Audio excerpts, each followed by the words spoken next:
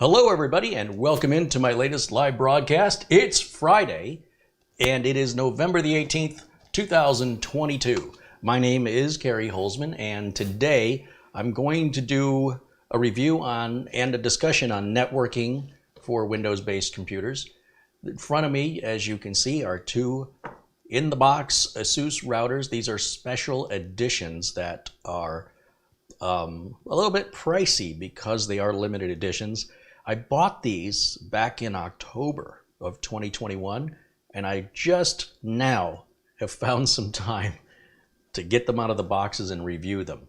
Now, you'll notice this one is shrink wrapped here. It still has the plastic on it. This one does not, and it is a Amazon return. Because they're so expensive and because I am financing this myself, not through any sort of Asus promotion or Asus has never sent me anything. So just so you know, the reviews are completely unbiased, 100% based on my experience as a computer technician with over 30 years in this industry, whether or not I would recommend these routers. Now, right out of the gate, I'm going to tell you these routers are for a very specific crowd. However, minus the color scheme and RGB, the technology in the router is the same for other models of routers that Asus makes. So you don't have to spend the extra money unless you're a big Mobile Suit Gundam fan. Mobile Suit Gundam is an anime that has been around probably since I started in my career. I think it's been around since the early 90s, if I'm not mistaken. And because it's this Japanese anime that's been around so long, it's got a massive following around the world. And so while I say this is a niche product, it's still in the likelihood of somebody being into computers and somebody being into Mobile Suit Gundam. Those two things on a Venn diagram would definitely overlap.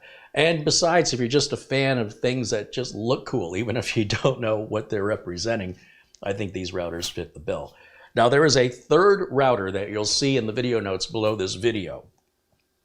And that third router I also ordered, but our good friend Mitch Morrison needed a router. He was traveling, his router was flaking out. And I said, let's kill two birds with one stone. Let's get this router over to you and let's have you live with it every single day. And then let me know what you think about it. And now Mitch has probably had that about a year now, and we have yet to follow up because everything's been working beautifully.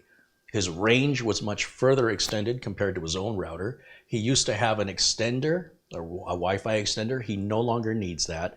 These newer routers are more powerful, and these newer routers are still newer ones because this was obviously a year ago that these were purchased. They're still available for sale today. I don't know if Asus continues to manufacture this model. However, they are a limited edition regardless. So, hello, all of my friends in blue and all of our supporters in green and all of our regular viewers in white here in the chat room. Thank you guys for joining me this Friday afternoon. It is about 1 o'clock here in Phoenix, Arizona. I broadcast every Friday at 1 o'clock Phoenix time.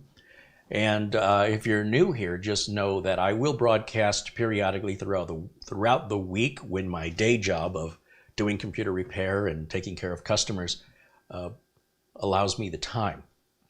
Been also heavily pursuing Studio C.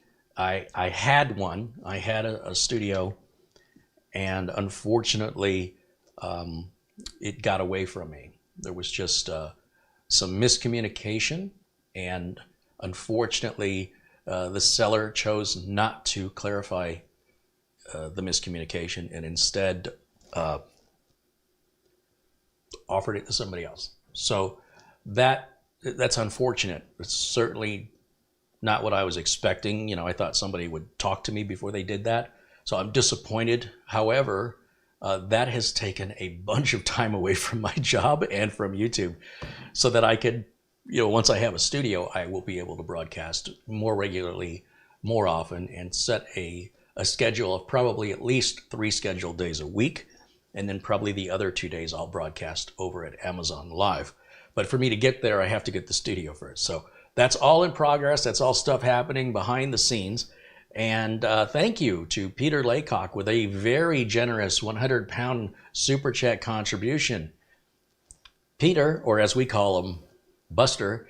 Buster says, good evening, Carrie and everyone in the chat. All the best from Bonnie, Scotland, where the temperature in Edinburgh is 46 degrees Fahrenheit, which is 8 degrees Celsius, or centigrade, depending on how old you are. The weather here in Phoenix is getting down into the 40s at night. It was in the 40s by about 10 o'clock last night. It's probably by 3 or 4 in the morning. We might have been, I don't know what our low was, but it was probably high 30s, low 40s. I love it. I wish we could keep this weather far longer than we're going to have it. And the days here, we're getting to be about 70, 72 degrees. So the days are absolutely gorgeous. These are the 2 weeks during the fall or the winter. And then there'll be 2 weeks in the spring where we can open the windows and enjoy the fresh air.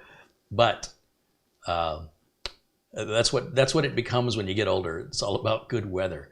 It's either frozen in Phoenix or you don't want to go outside because it's just a bright yellow sun bearing down on you relentlessly. It makes you not want to go outside. At least it does for me. Again, thank you, Peter, for your very generous contribution. And a contribution comes in from Stan Ristov. Well, we haven't seen Stan in a while. Welcome back, Stan. Good to see you. He contributes £1.79. He says, long time no see. Have a Gatorade. Well, thank you, Stan. I appreciate you, my friend, and welcome back. I see Michael Dana's back with us. We had a little scare, a little health scare, but certainly happy, very, very happy to see you back in the chat room because he's the man. Is the chat room open to all today? Yes, it is. So sometimes I have to close the chat room down due to the harassment of spammers, bots, and lonely people with nothing else better to do than to disrupt. Sometimes I just have enough. It just gets so annoying that I shut it down so that only members and moderators can chat. But I always allow people to watch the videos regardless. They've not been restricted. Sometimes there are members-only videos, but those are usually released within a day or two to the general public. And that's just a benefit of being a member of the Tech Club, which is different from being a subscriber. Subscribing is free. Membership's $9.99, and they're $9.99 a month. And there are benefits to being a membership. To joining the membership, being a member, I mix those words. There are, for our members, there is going to be something special offered to you here in a matter of weeks. So stay tuned for that. In the coming broadcasts, I'll have more details for you. And thanks you guys for supporting the channel so I can buy stuff like this to make my content and not be under any timeline or other pressures from manufacturers that could also control what I'm allowed to say. So I'm free to say whatever I want about these products. Now, I won't intentionally go and buy something I think is going to be bad unless it's a scam product, just to raise your awareness of what these scam products are and how they're misrepresented and what to look for. But that's not my bread and butter. Pretty much I want to talk about things I use in my business or would recommend to my customers. So ordinarily, customers pay me for the information you are getting from me for free. Sometimes members of the public think they know better than me, and that's fine. But they can create their own YouTube channel if they want to pontificate on any particular subject matter that challenges mine. The videos are free for everybody. You're free to watch them. If they don't live up to your expectations, there's a lot of other videos to choose from here on YouTube. So after a while, it just, as the channel grows in popularity, it brings some people out that probably should stay in. All right, but let's talk about routers. Let's talk about Windows networking. Let's talk about answering any questions you might have or any troubles you might have had getting things networked and set up. A contribution from Mark Gaines just came in for 31 pounds. I'm gaining a lot of pounds. Thank you, Mark. Good evening, Carrie, he says. I fixed my Dell Inspiron laptop. It turns out there were two problems, the battery and the charger, and thank you for the advice on the last video. This is what I'm talking about. This is my goal. My goal is to be an instructor, for you guys to be my students. Sometimes the students teach the teacher. It's all good. But what I don't want to do is spoon feed you and do the work for you. Unless, of course, you want to pay me my regular rate. But for those of you who are motivated, such as Mark Gaines here in the chat, that you want to pursue your own repair, I will help point you in the right direction, but you're still going to have to do the work, and you're going to have to take the information and use that to glean your own information because you're right in front of it. I'm not. It's sort of like a GPS. You're driving the car and the GPS says turn left, and so you turn left right off of a bridge. The GPS doesn't replace your eyeballs. You still have to look through the window. You still have to drive the car. And if the GPS is giving you wrong directions, or the directions too soon or too late, you have to figure that out while you're driving. And if you learn how to do that, it can make getting to places you've never been before painless. I've driven from Phoenix, Arizona, 2,000 miles to Grand Rapids, Michigan, and I can literally go from a address I'm starting from to the exact space on the planet Earth with the address and street name. And all I have to do is listen to the GPS and interpret it, not just take everything it says literally and just blindly drive. If that's the case, probably should let somebody else drive or take a bus. But what I'm saying is that if you're determined to get a computer problem fixed and you just don't know how, we're here to help you with that. And not only myself, but we have this amazing community in our chat room, and most of whom are very well versed in computers. And do you know how I know? Because many of them have been watching this channel for over 10 years. And I know that they've heard me repeat certain things over and over and over again, because I have to. Somebody might be a viewer for the first time. They don't know things I've said I might have said 1,000 times before. So I know those regular viewers get that pounded into their brain, whether they like it or not. And so that adds to their knowledge. And furthermore, when you put that knowledge into actual practice so that you're getting experience, well, now you've become, in my opinion, a respectable source of information on those things that you have personally experienced. And the idea that we're trying to embrace here is to support one another and be kind to one another. There's no practical jokes. There's no making fun of anybody. If there is, you probably get a warning. You will get a warning. And then after that, you'll just get blocked from the chat room, because it's unfortunate that somebody thinks it's okay to disrupt what is essentially a classroom. Now, if people don't think this is a classroom, that's fine. It's my classroom, and I'm telling you it is one. So that's not something that somebody can debate with me. And I just want to be clear that we can have a great time, we can laugh. It's not all just serious and, you know, my way or the highway, with the exception that jerks are not tolerated. So let me go and ban myself. All right. I just want to look through the chat and see if there are any questions about Windows networking, any problems you've had with it. And let's get through that part of this before we get into this, just in case we have some viewers out there that have no idea what a router is or what it does, or, you know, I don't want to put the cart before the horse for some of the viewers. I know most of you watching know exactly what these are and what they do, but I don't know if you're having any particular frustrations with your networking, whether that's extending Wi-Fi range, security, file sharing, printer sharing, anything like that. This will be a great time to ask. And then at the end of the video, and probably throughout the video, I'll continue to ask if you have any questions. A couple more contributions have come in. Jeremy Perry with a $5 contribution said, I know it's not a lot, but I really enjoy watching your broadcast and learning a lot every time I see them, and I really appreciate all you do.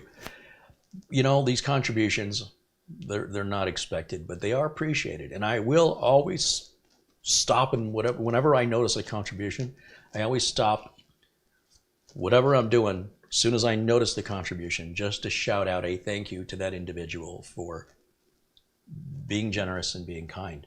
So what I won't do is just take the super chat money and not acknowledge it, because I think that's just plain rude. And if I was contributing to a content creator, I'd like some acknowledgement of it. Gerald Blackmore with a £5 contribution says, hi, it's been a while. I've been catching a live feed. Work has been relentless lately. All the best. Hope you're well. Right on. Well, thank you, Jared. And of course, thank you, Jeremy and Mark Gaines and Peter Laycock and Stan Ristoff. These are folks that are just an amazing part of this community. And you all are, regardless of ability or willingness to contribute financially. Just being kind is really the only thing I'm demanding, and anything else is icing on the cake, above and beyond. So let's just take a look and see if there are any questions I missed before we get started at unboxing these. Katrina says, loving all your new videos. Thank you, Katrina. Appreciate that very much.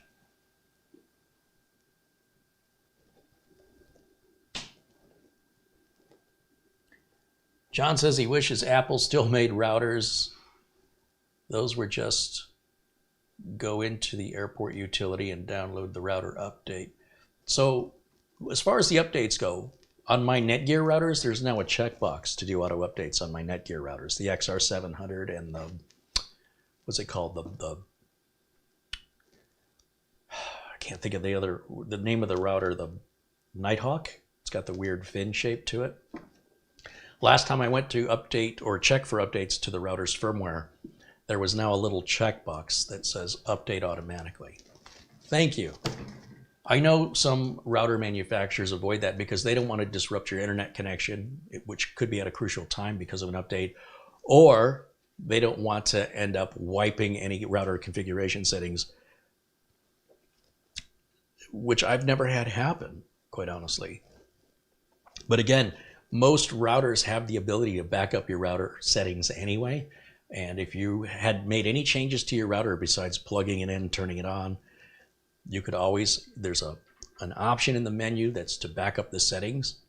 And then you can just save that file to a local computer or a flash drive. And I'll show you that on these routers here. But every router I've ever used has a backup button. And it's a very teeny tiny file.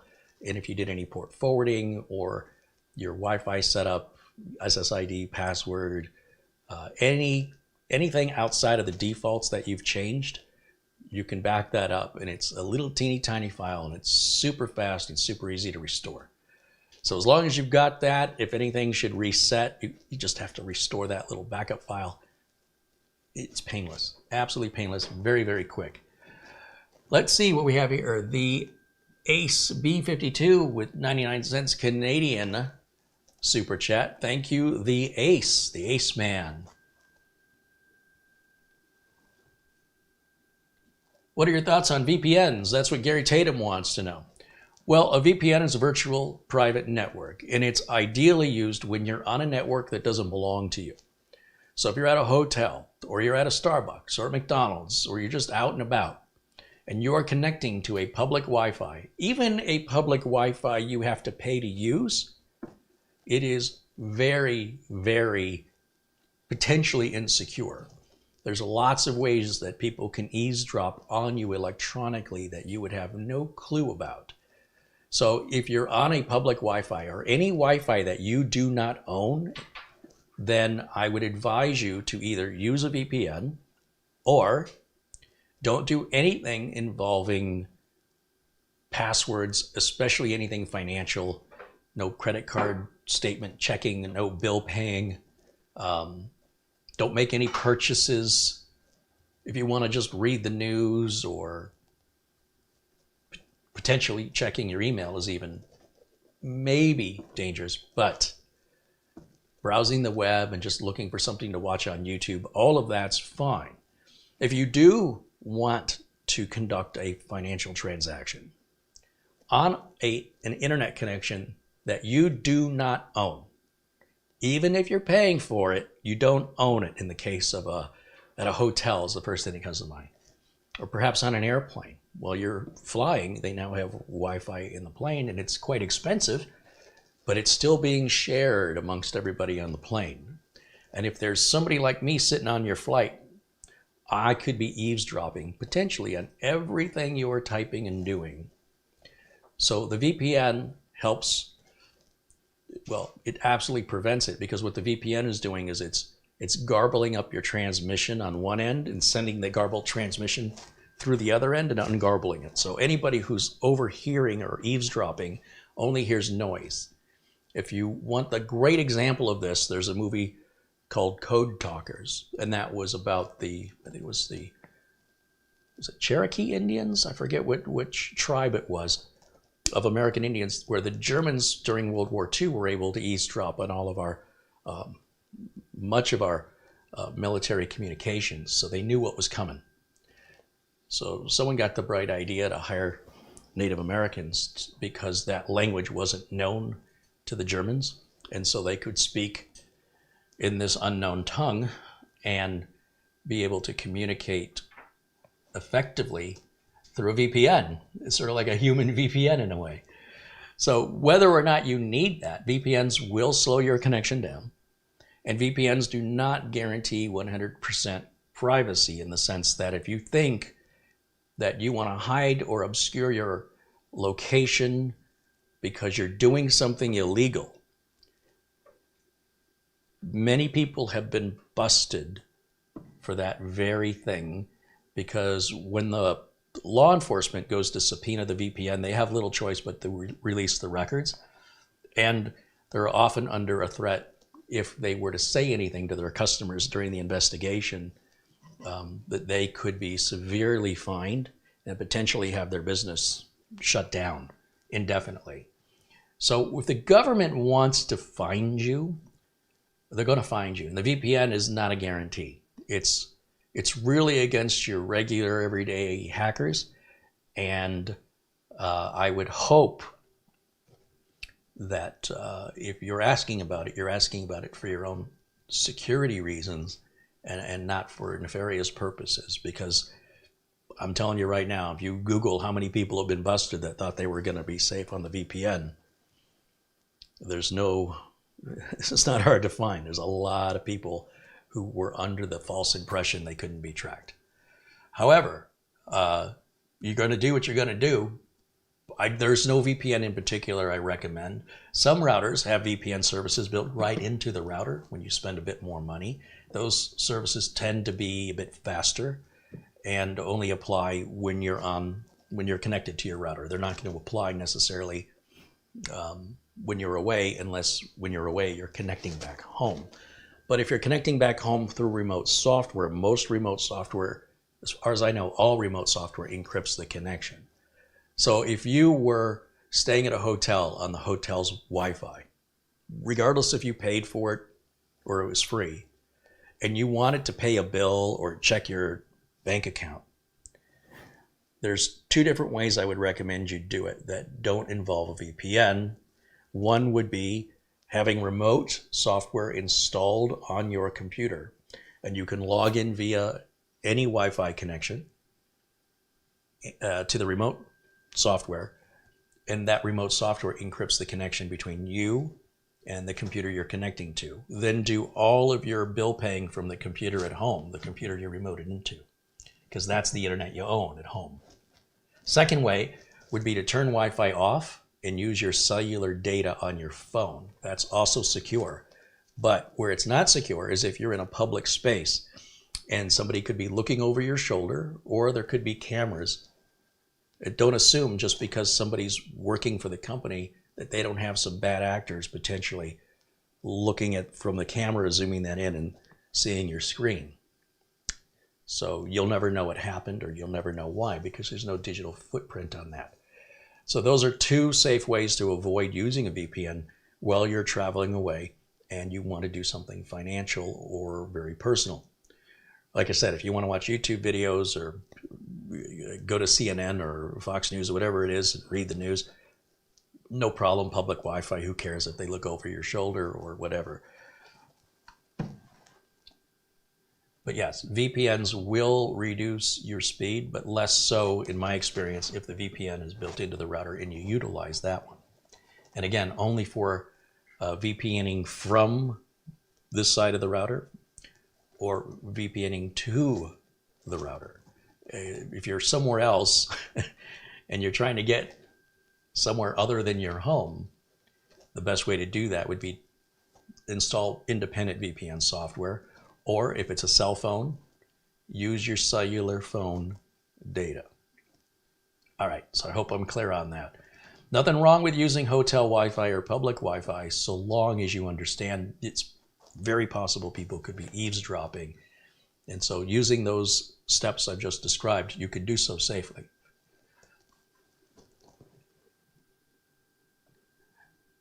Mitch Mintz in the chat room says, my Asus Dark Knight has a built-in VPN. Loaded OpenVPN on my iPhone and I log into my home network. Also, I can fix problems that my wife runs into while I'm away from the home. Exactly. Perfect example.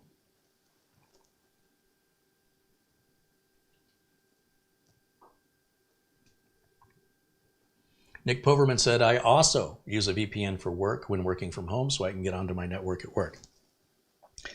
If you work for a corporation, they will, as far as I know, 100% of the time require you to use their VPN if you're going to log in from home, because the corporation has to protect the network first and foremost. And you don't get to decide what the VPN is or how it's configured. That's all on the corporate IT's policies and procedures for safe practices for remote work. And I would suggest, if you own your own business and you're just running off your computer at home, learning what those policies and procedures are that are typical standard operating procedure on the big companies would be beneficial for you as well as a small company. Francisco says you can turn off your Wi-Fi. Yeah, you turn off your Wi-Fi to get on your cellular network on your smartphone. Turn off the Wi-Fi, and then that way, when you're on the network without Wi-Fi, you're using cellular data, which is solely yours. No one's going to eavesdrop on that.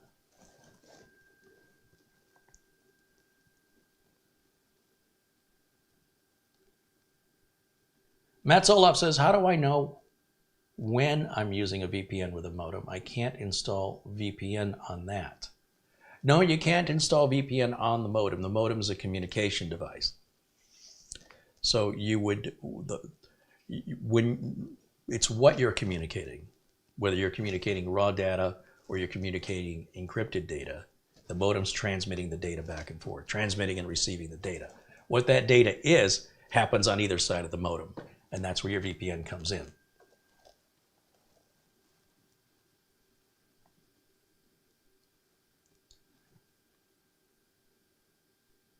Oh, it was wind talkers, not code talkers. Thank you for the correction. That's Kevin Russell in the chat room. They were Navajo. Oh, a bunch of people said they were Navajo. Yes, it's all coming back to me now. But it's historically accurate, and you could certainly Wikipedia code talkers or Navajo World War II and learn the historical facts of why that was done and just how effective that was in preventing the enemies from intercepting our communications and knowing what we were going to do before we did it. It was really causing a problem, as you can imagine. If I've missed any questions, please ask again. So I want to give everybody just a couple more minutes here before I start unboxing.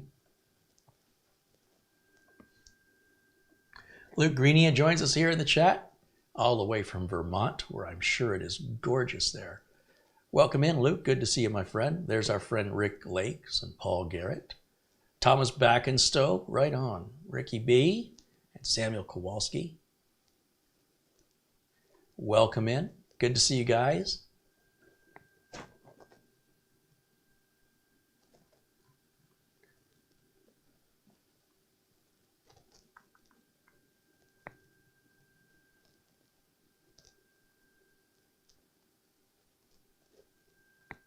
Sawaya in the chat room says, thank you, Mr. Carey. I'm taking a big step in my IT field from an ISP, installing Wi-Fi wireless fiber to an iStore technician in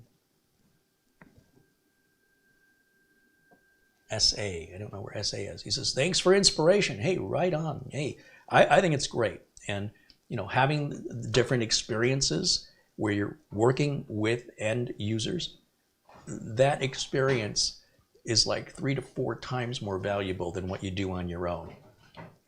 You encounter situations, problems, and people that gain through the sheer amount of it that you have in business, expedite your education and experience, because you just get a lot more of it, and you get a lot more variety than just people who sit at home as hobbyists. Nothing wrong with being a hobbyist, but it's a very different world if you've never worked in IT.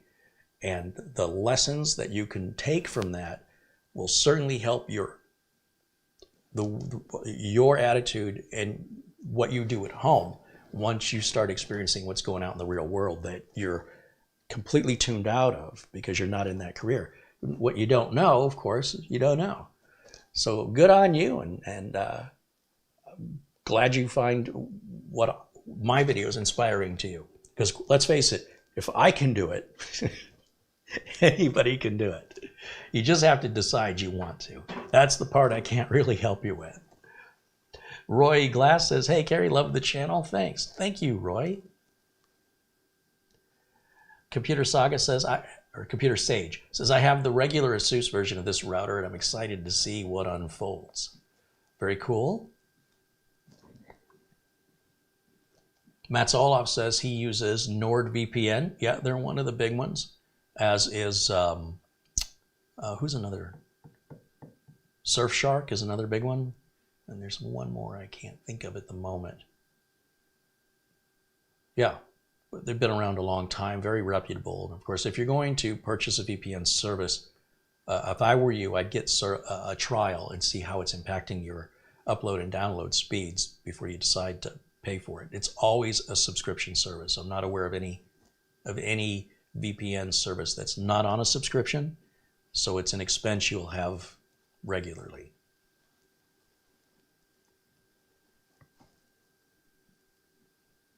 Ricky B mentions ExpressVPN. That's not the one I was thinking of. There's one other one, but that's another big one. JG wants to know, does the router support 436-bit encryption? I've never heard of 436-bit encryption. Usually 256-bit AES is the standard, last I checked. However, we can look at it and we can certainly pull the specs up. In fact, you can do that now by simply just typing in to Google 436-bit encryption Asus router and see which models show up, if any, for whatever that is. I've never heard of that before. Chris wants to know, do any of these routers come with stickers for my laptop to make the connection faster? Now, some of you might think that's a joke, but that's sincere. My sister made this very, very clever solution for this. And we want to sell them at my online merch store, which is, it should be just careyholzman.com or careyholzmanshop.com. And what it is it's a little cardboard cutout of a house. And it says, home is where the Wi-Fi is. And then there's a QR code. And all you have to do is point your smartphone at the QR code, and it will automatically assign the SSID and password to log into the guest network. This is really clever, and it's great for people that have an Airbnb or people that have guests coming over all the time, or your kids have their friends come over, and they all want to connect their smartphones onto your Wi-Fi. And you don't have to tell them the name and the password or what's uppercase or what's lowercase or special symbols, characters. They literally just point the camera of their smartphone at the QR code. And if you should change the SSID or password to your guest network, then you can just print a new QR code that's the same size and just tape it right over the front of it. No one would ever know the difference. And this little cardboard house, you can hang it on the wall.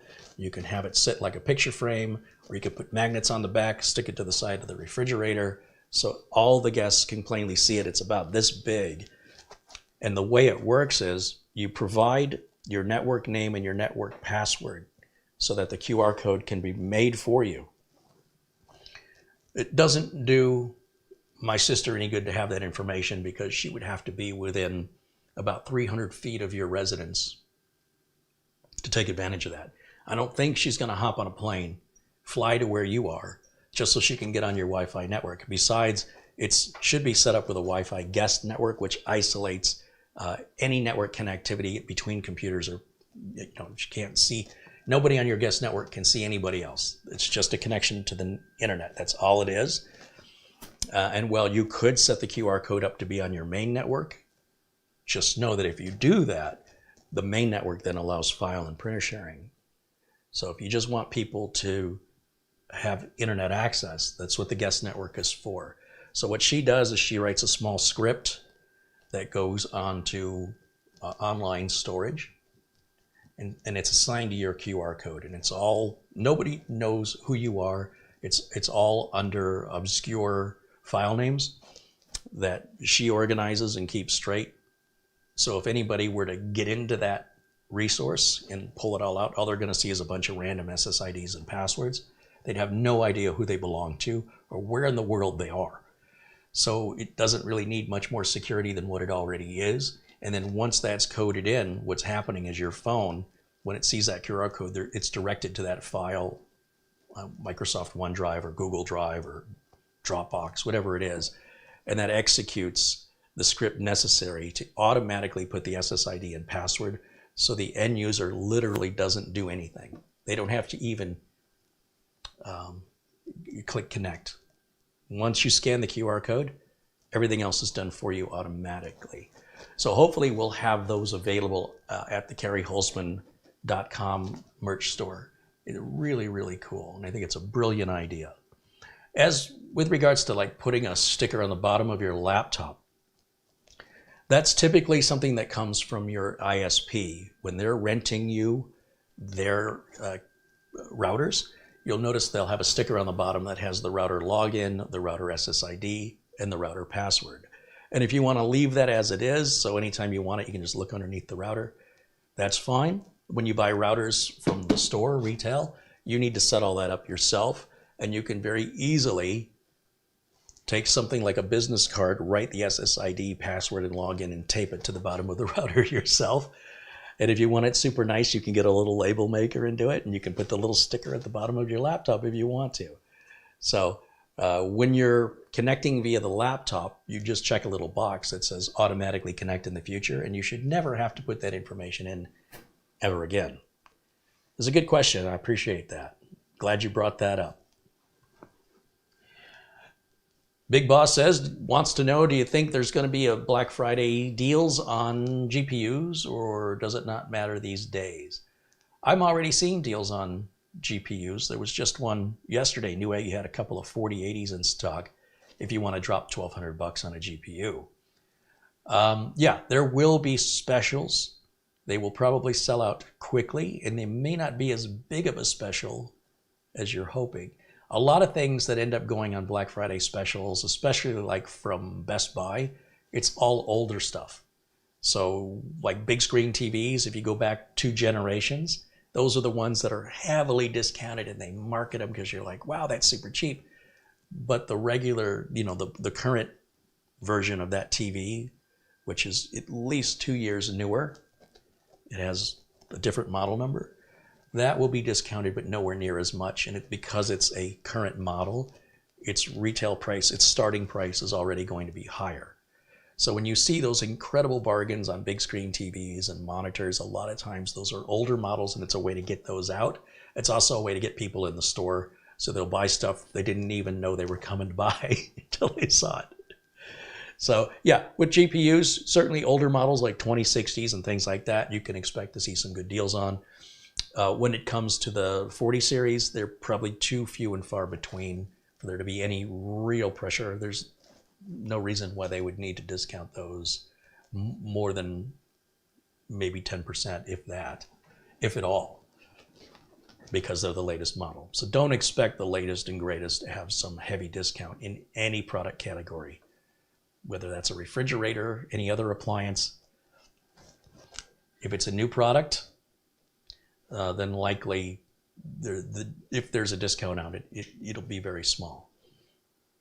There's always exceptions, but that's generally the way it works. If it's an older model that's been around, they're motivated to dump the inventory, as well as perhaps even take a bit of a loss on the product to get you in the store for whatever limited quantities of that product they have on hand, and then they get rid of it. You get a good deal, but you're not necessarily getting the latest and greatest. So the answer to your question is yes and no. It kind of depends on which model you're looking at. Nick Poverman says the 970 EVO Plus 2 terabyte NVMe drive is on sale for $159.99 on Amazon. Yeah, thank you for letting me know. I noticed that as well. It was still at, what was it, $139 this time last year? And I told you guys, if you buy it, a lot of people think every time you buy something for a computer, its value immediately goes down. But if you'd have bought one of these 2 terabyte Samsung EVOs last year when they were $139, you still couldn't buy one that cheap today. It's the same exact product. So at $159, I'm not all that impressed, to be honest. I think you're going to see at least back to the $139 by Black Friday and Cyber Monday. Are you guys ready for it? Because it's 1 week away from all the craziness. Check my email. Jack Wilson says, check your PayPal. All right, Jack. Oh, a couple things have come in. $20 from Gary Tatum. Right on. Thank you, Gary. And $100 from John Jack Wilson. He says, this is for whatever the channel needs. Very generous as always, Jack. Thank you so much. Truly appreciate it. And I'm sort of sitting on my hands. There's a few items I want to buy from Amazon for video content. But the last thing I want to do is order it and then find out it goes on sale about the same day it would arrive at the front door. So I'm going to wait for Black Friday and Cyber Monday, and the things that I'm looking to buy anyway, I'm going to be particularly watching those items to see if they're a good price and pick them up, and then we'll have more content for more videos. So thank you, and thanks to all of you who make this possible for me to make the variety of content that I'm making, as well as the increasing frequency that I can do it.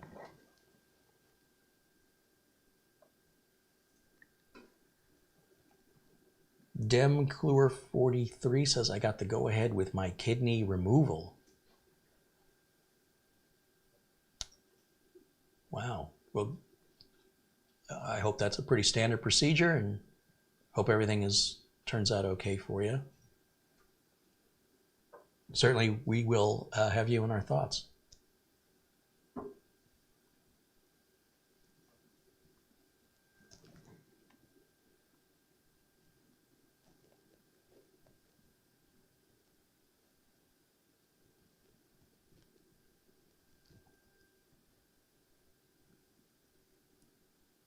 Okay, did I get everybody? I think I got everybody, because I want to start unboxing these. I'm getting kind of anxious.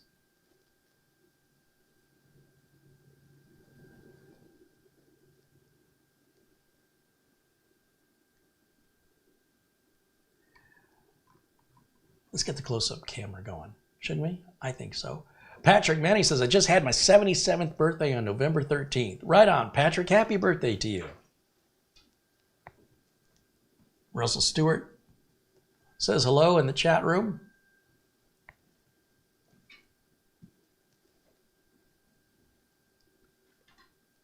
All right, we're gonna go to our portable close-up camera. As soon as I figure out how to turn it on, I think it's this button right here. Is that doing it? Yeah, come on over. All right, so this router, this one here in the blue box, this is the one that's an Amazon return. So I opened it to check it while I was in my return period, so I know that it works. This other router here, this one, still shrink wrapped. I was looking at the my order history on Amazon because I couldn't remember when I ordered these. Apparently it's been 13 months. So that's how backed up with work I've been, that either I've been busy or I forgot about it because I had to get it out of the way.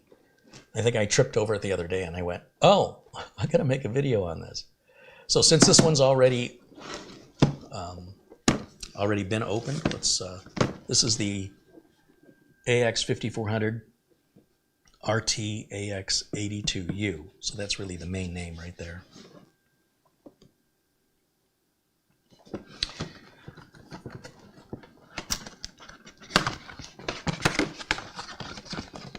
It's like Christmas, early Christmas.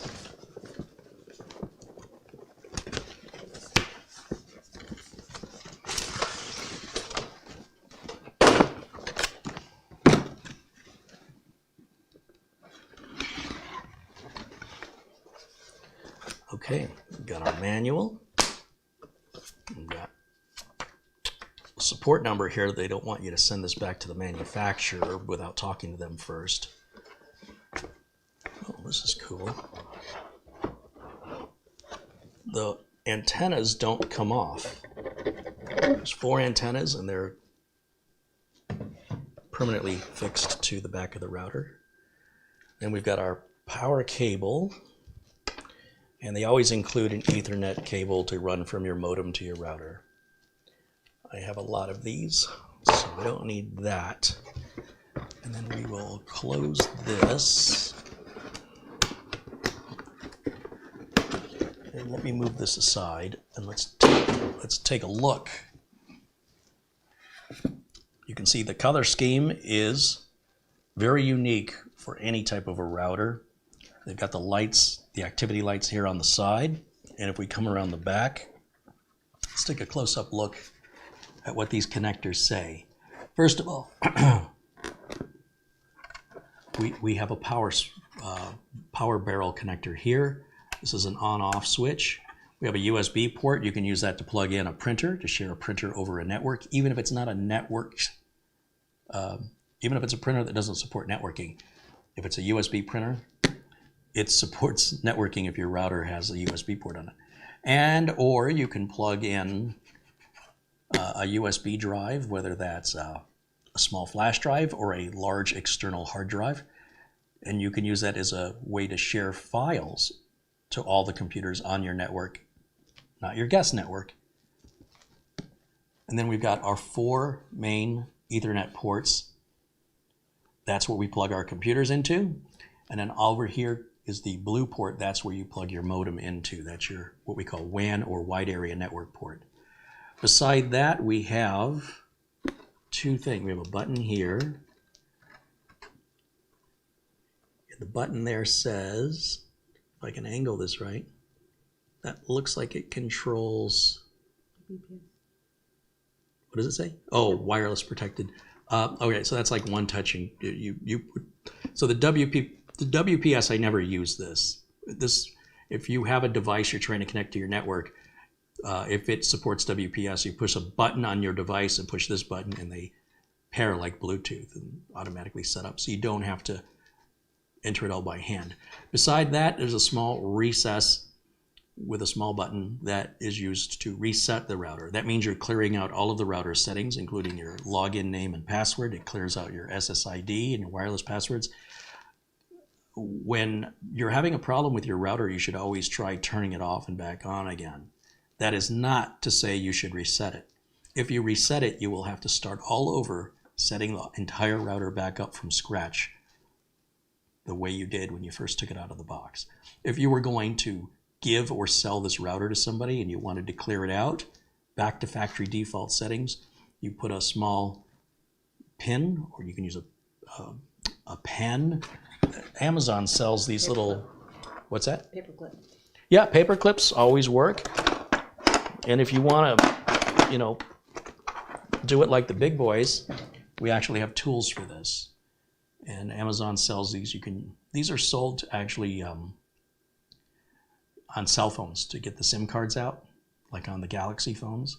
You push that down and then the little tray opens up. It's not quite long enough to force open a tray on a jammed CD or DVD drive, but it works great for resetting. Usually the way you reset these devices, almost universally, is you hold it in for about 10 seconds and you watch for the lights to blink off and then come back on, and then you can let it go. And then the router completely erases everything and puts it back to factory default settings.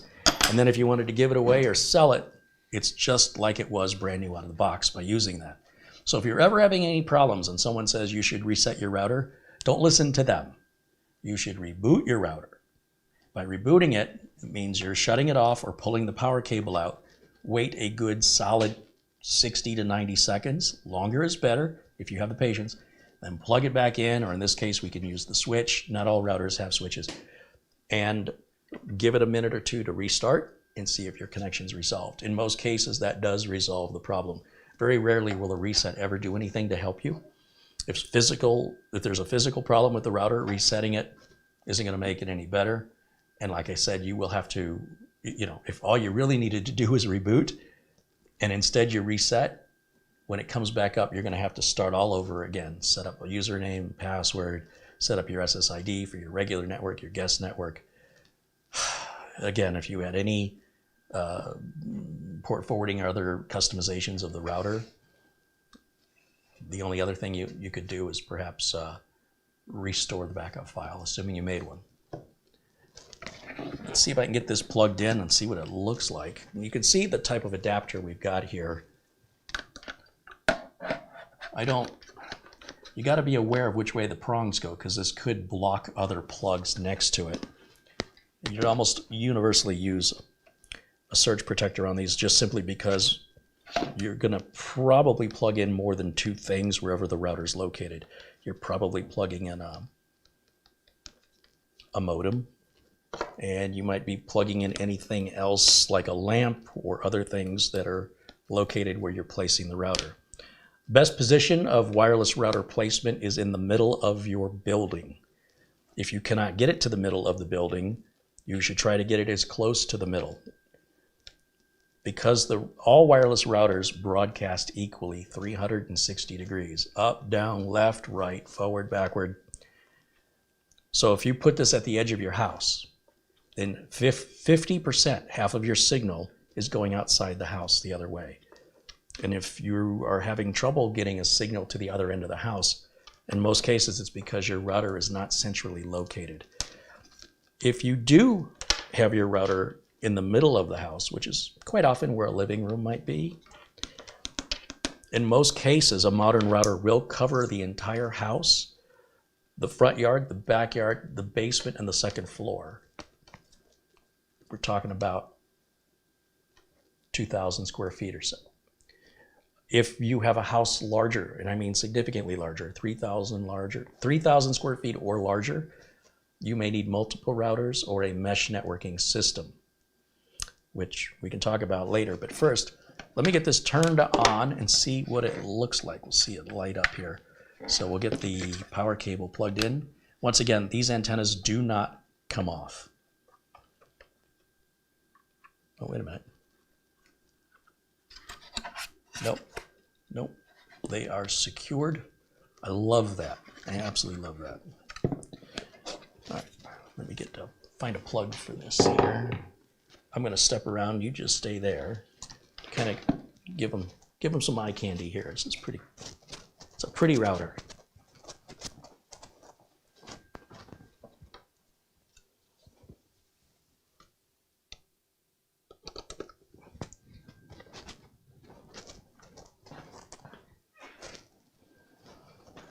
All right, let's turn it on. Flip the switch. And you'll see the power light comes on right here. And it's going to take a minute to initialize. Now, I haven't plugged any source of internet into this yet. And for us to take a look at it, we will have to do that. And hopefully this won't interfere with my other wireless router. You see the front of it? See the RGB? And the RGB is fully customizable, and furthermore, you can turn it off entirely if you don't want the RGB on. And then we know when it's ready when all the lights light up.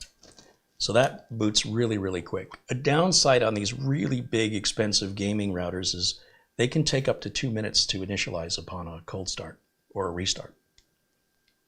These more simple routers boot much, much faster. And I don't know if we talked about this particular port right here, but if you look there, it's got a little box and it says, can you read that? Gaming port. Gaming port.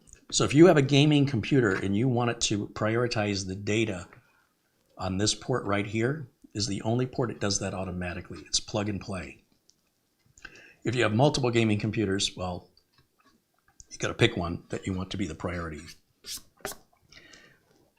You can prioritize these other ports, but you have to go in and do it by hand. Here, whatever's plugged in there gets priority by default. Not just for games, by the way. If you're running a business and you want to make sure your kids or other members of the household, assuming you're working from home, don't interfere with your bandwidth, say you're on a Zoom meeting or something, this data takes priority on this port.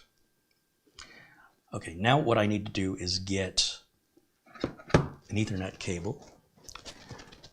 So bear with me for a second and we'll plug our internet into this. That's going to go into the blue port, right, like so.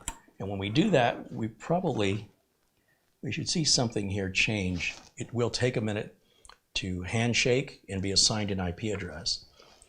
And then I'm going to need to plug a computer in here so we can log into this router, I think.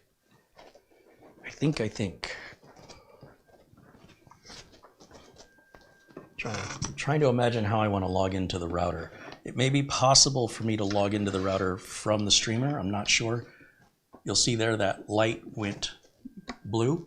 If your internet ever goes down and you don't know if it's your router or if your computer, look at your connection light on your router. If the connection light is red, that means that the signal from the modem's not coming through. It's not communicating. And that means you need to get on the phone with your internet service provider. How do you know which light is the one that connects that represents if your internet is on or not? Take a minute and unplug the cable from the back of your modem that goes to your router while watching the lights. And you'll see one of the lights goes red. Make a note of which light that is. Sometimes there's a little picture of a globe. What does that have a picture of? Oh, a light bulb. Or is it this one? This one looks like the globe. Let me see if I unplug the internet from the router. See that light went out. And it likely will turn red. So I know if I'm having an internet connection problem, when that light goes red, it's not my computer and it's not my router. There's something going on from behind the router. So the modem or the ISP, or your modem died, or not your modem, but your router could have failed where nothing's going to work. But in most cases, if all the other lights are on, but that usually the router's in good shape, it's the modem or something behind the modem. Then we have the status of our 2.4 and our 5 gigahertz wireless networks here. And the light bulb is simply power. It's just indicating that there's power to the modem, it's on. You will notice there's a yellow button right here. And when I push the yellow button, see now it's blue, now it's off. Oh no, now it's a different pattern. Push it again. Seems a bit bright. Push it again. And we're just cycling through different RGB settings. And if I hold it down, oh, that one's different.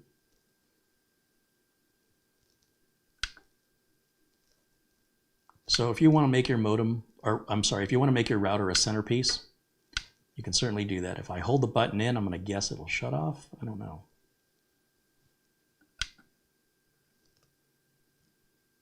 Hey, it stayed off. So you can control it that way. You can also log into the router and control it as well.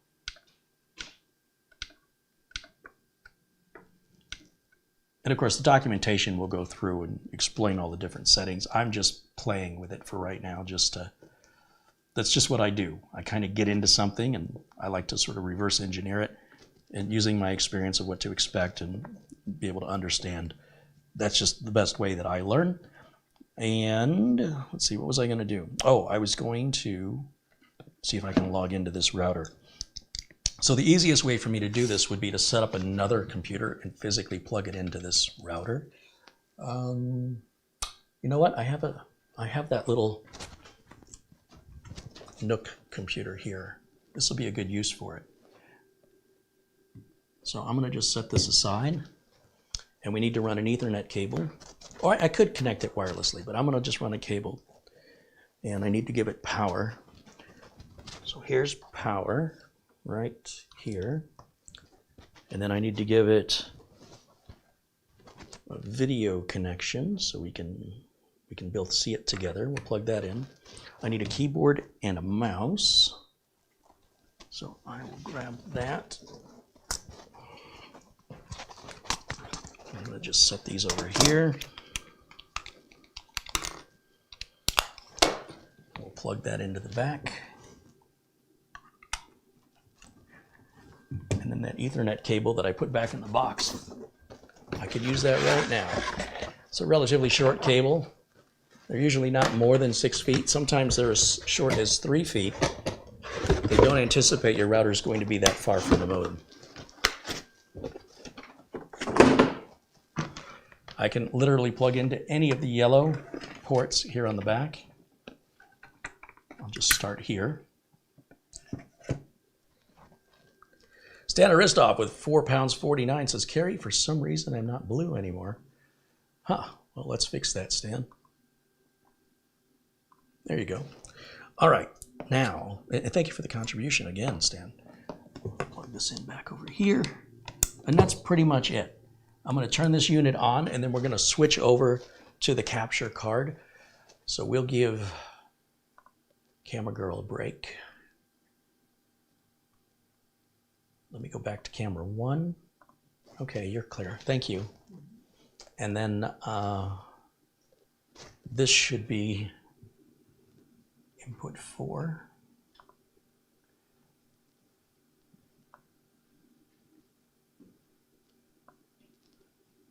It says no signal. Did I not turn it on? No, it says it's on. What am I missing?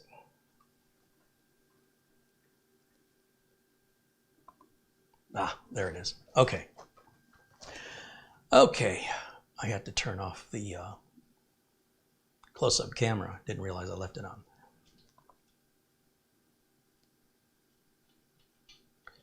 Let me just make this a little bit smaller and move that over here. So there's a couple different ways you can log into a router.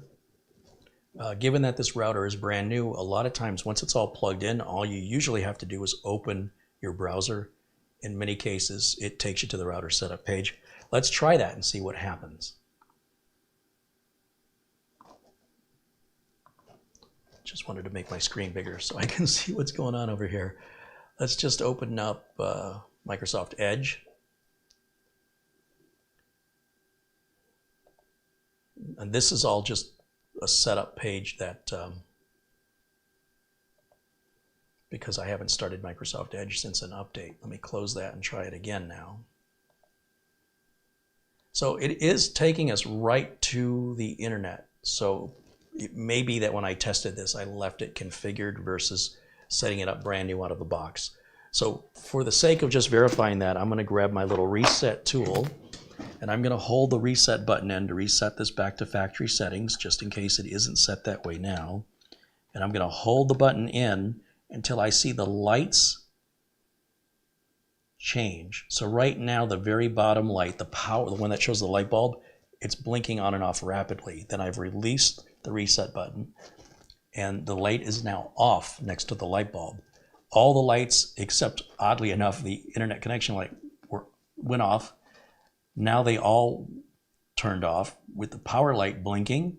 It's come back on. The internet light has come back on. And in just a few more seconds, we should see the Wi-Fi lights come back on. That'll let us know our reboot is complete. And let me just close this browser down. I got to use the right mouse though, Carrie. Okay. So we're still resetting. Right now the power light is the only LED that's on. The two Wi-Fi lights just came on, and then our internet light came on with red. So it's renegotiating its IP address. And once that's established, then it'll be ready. So the power light is now blinking on and off again. That's telling us it's booting. It's taking a moment to initialize. Depending on how old your router is and how powerful your router is, the longer it's going to take.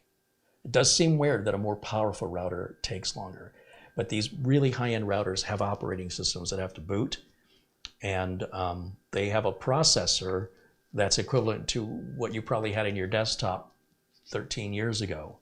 These cheaper, more common routers, they're nowhere near as complicated, and so they boot up much faster. So now our internet light stays red. Now likely the reason that's staying red is because the router's not set up. That would make sense. So when we go to open our browser right now, let's see what happens. This is obviously a cached page.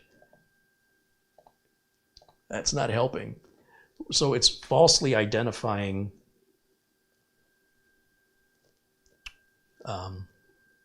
it's acting like it's loading this website, which it is not doing. This is a cached page because it loaded it previously. If I try to load a page I've never been to before, let's try YouTube.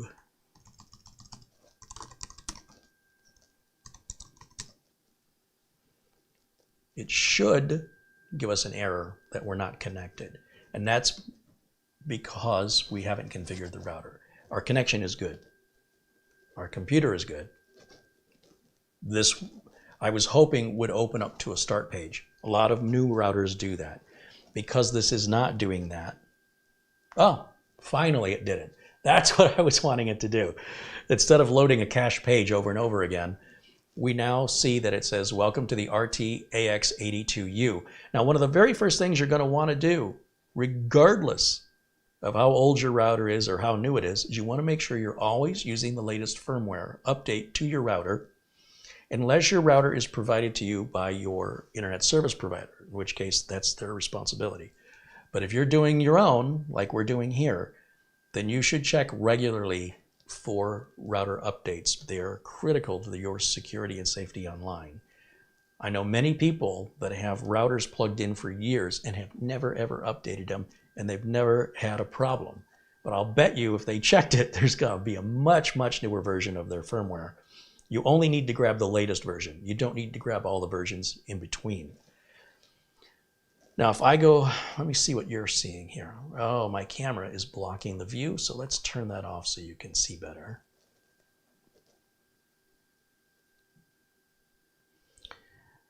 And let me go back to full screen on my side. I will eventually get a 2-monitor setup, so I won't have to keep doing this back and forth, but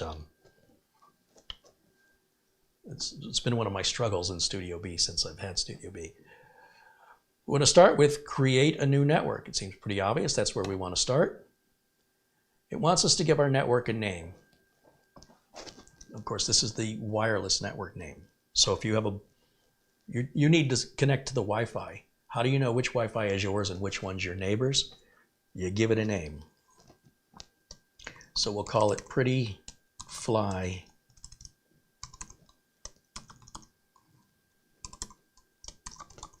Wi-Fi. And then we want to have a password. Don't pick something so easy or obvious like your address, your name. Your name identifies the wireless network, so any neighbor knows that belongs to you if they know you.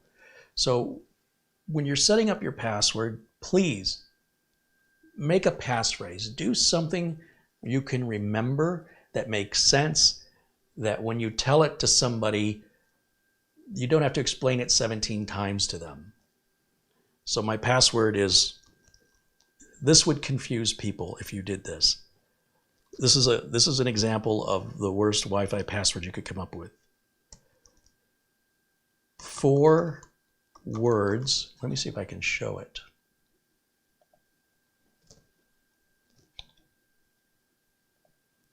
All lowercase.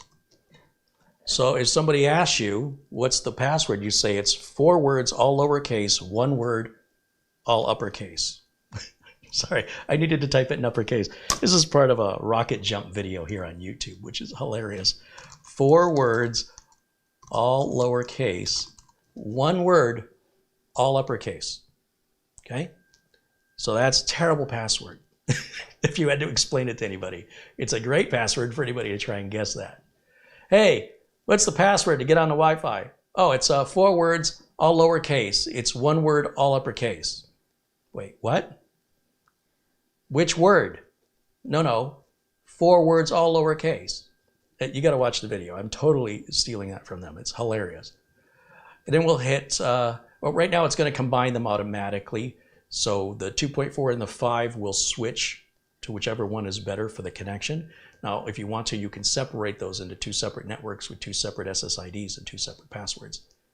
And then you would do the same thing on the guest side. So I want to simplify this. So that's good. We'll hit apply. Now it's asking about 802.11ax Wi-Fi technology. And you can read through this information, and we're going to hit. We're going to leave it in Wi-Fi 6 mode, and we'll hit next. Now, for anybody to make changes to this router, you have to log in with a username and password, or you can't make changes to the router, like setting up the SSID, setting up the wireless password, or making any configuration changes within the router itself. So for this router login name, I'm going to say it is user. Actually, I want to spell that regular. And for the password, I'm going, you want to have a very strong password so nobody can remote into your router from anywhere in the world and start making changes to it. So for the password, I'm going to say this is, and again, I want to hit that little eyeball so I can see. This is my password. Don't let me forget this is my password. The other thing I can do is I can type in password is incorrect. So when I get it wrong and it tells me password is incorrect, it'll remind me what it is. But these are not good passwords in the sense that you should mix some uppercase, maybe change a letter I for the number 1, use the number 3 instead of the letter E, throw an exclamation point at the end or an asterisk or a caret top, a caret, some special character. It isn't required. It just kind of depends. If you can do something like that and easily remember it, it's in your benefit. So I'm going to retype, this is my password. So this is part of the initial setup of a wireless router across all manufacturers. It's pretty much identical to this. It says the latest firmware is available now to improve the system. So what's nice is that routers these days don't wait for you to have to know to go look for new firmware. During the initial setup, it's pretty standard now, at least with Asus and Netgear, and it's probably universal amongst all major router manufacturers. It's going to look for a new firmware update as part of the setup process now, which they didn't used to do. And that's so wonderful because these are important, and end users may never look for another firmware update ever again. So at least you will have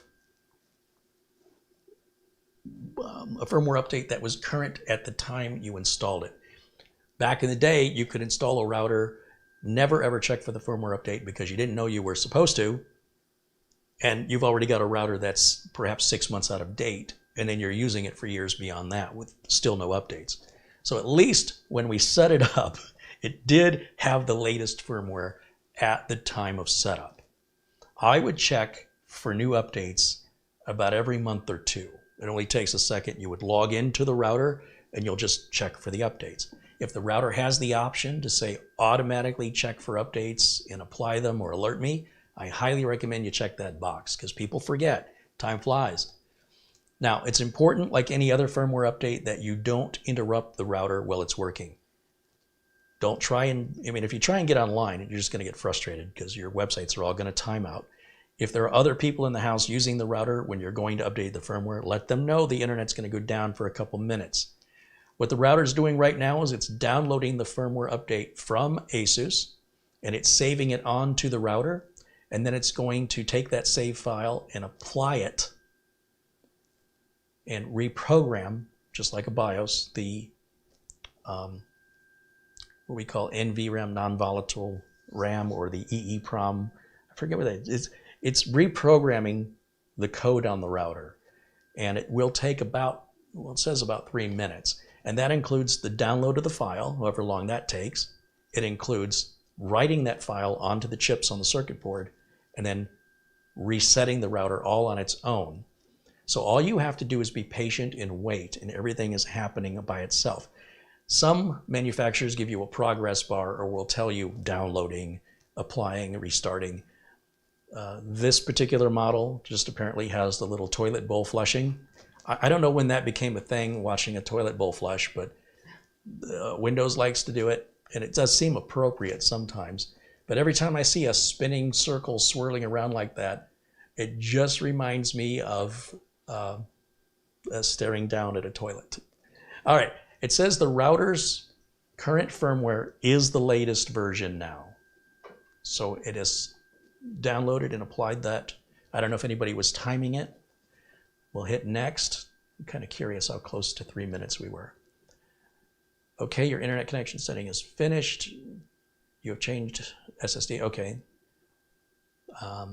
That's because we updated the firmware. I don't know what this is. Oh, that's pretty cool. Down here it says it's finished. And then it brings us back to the sign-in page. So the sign-in page is what? User. And this is my password. Oh, of course. User. This is my password. What am I doing wrong? Did it reset it on me?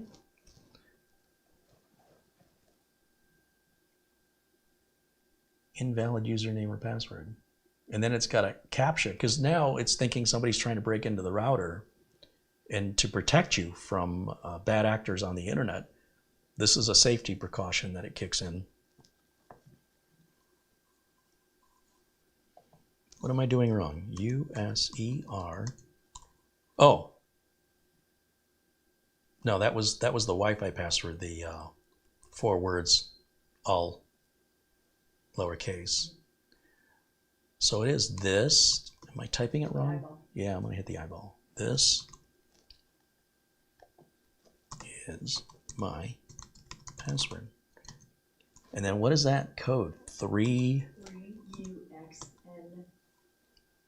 That's an N. It looks like a T. 3UXT. Oh, it's N and then O. It's an O or a Q? Or a 0. No, it says now the CAPTCHA is wrong. This is serious stuff. This is why you want to make sure that you set a good login name and password so that, you know, if you're having a hard time logging into it, imagine how difficult it would be for a hacker. Okay, user. This is my password. 9D. MYI. Invalid username or password. What am I missing? You know what? Let me take a look in the chat room. They're probably shouting at me right now and I can't see them. I got to go to the other machine.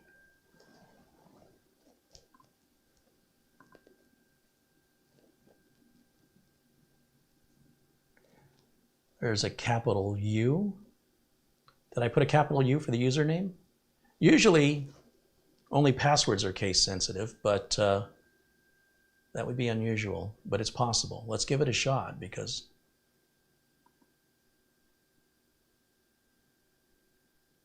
unless the router reset itself. So let's do USER. This is my password. And it's A34 7 P or D? P. Yeah, so apparently the username is case sensitive. That's very unusual. It's very common for Linux. Wow. All right, well, you can see the customization of the interface with the Mobile Suit Gundam animation or cartoon there on the side. And this is a very common interface for Asus routers. And you'll notice we have a bunch of subsections going down this side of the screen. Under administration is where we would check for firmware upgrades. So as you go to a section on the left, you then have tabs across the top. So for firmware upgrade, I click on that. Auto firmware upgrade is there, and I'm going to turn that on. I recommend you all turn that on. And I can just double check that we have the latest firmware installed now. If you're curious, our firmware update information or firmware version information is right here. And then if it tells us there's a new one, you can compare that number to what the new one is. This could take a minute for it to check. Here it says restore, save, and upload settings. That's the backup that I was telling you about, where you can, once you get your router configured with your Wi-Fi name, password, again, any other customizations, you can click to do the reset it to factory defaults. Once again, if you were going to sell the router to somebody or give it away and you didn't want to use the reset with the little pin to hold the button down, you just could do it this way. And then there's a checkbox here if you want to check that. You can save your settings if you want to do that, or you can restore your settings in the case of you accidentally reset the router and you don't want to go through setting it all back up again. It's very easy. Remember, that's all under the administrative side of things, or administration. If we look back at firmware update, I didn't read what it said, but current version. If the server's down, you could always wait another day to check, or you can download the firmware manually, save it on your computer, and then hit upload and point it to the downloaded file, and then it will upload the file to the router and apply the firmware the old-fashioned way. You should never have to do that, though. So we have a nice little network map that shows us what's connected. We can go to the, what's this called? The AiMesh. That's if you want to put the router in, connect it to another router and have it extend over a bigger distance without buying a mesh router specifically. Just buy another Asus. I don't know that it has to be Asus, but another mesh router. It doesn't have to be the same model, and you put them both in mesh mode. And then of course there's optimization. We have different settings here and here. I mean, it would take a long time to go through all the options. Every time we click on an item on the left, we often have tabs on the top, but not always. There's what they call AI protection. And again, we have multiple tabs. Most of the stuff, especially if it seems intimidating to you, is already set to default settings that should be ideal for the vast majority of people. And so for the people who know what these things are, those settings are for those people. There's parental controls, that's optional, you can apply. There's adaptive quality of service, and that's so that you can control prioritization of specific kinds of data or to specific devices. Internet speed check. There's a traffic analyzer, especially if you're having a problem or you're curious how much data your household is using, especially if your computer's running slow. There's a gear accelerators, what Asus calls it, and that's for optimizing gaming performance online. Then there's the Open Network Address Translation. And again, this is all explained here. Then the USB port, what we can use it for.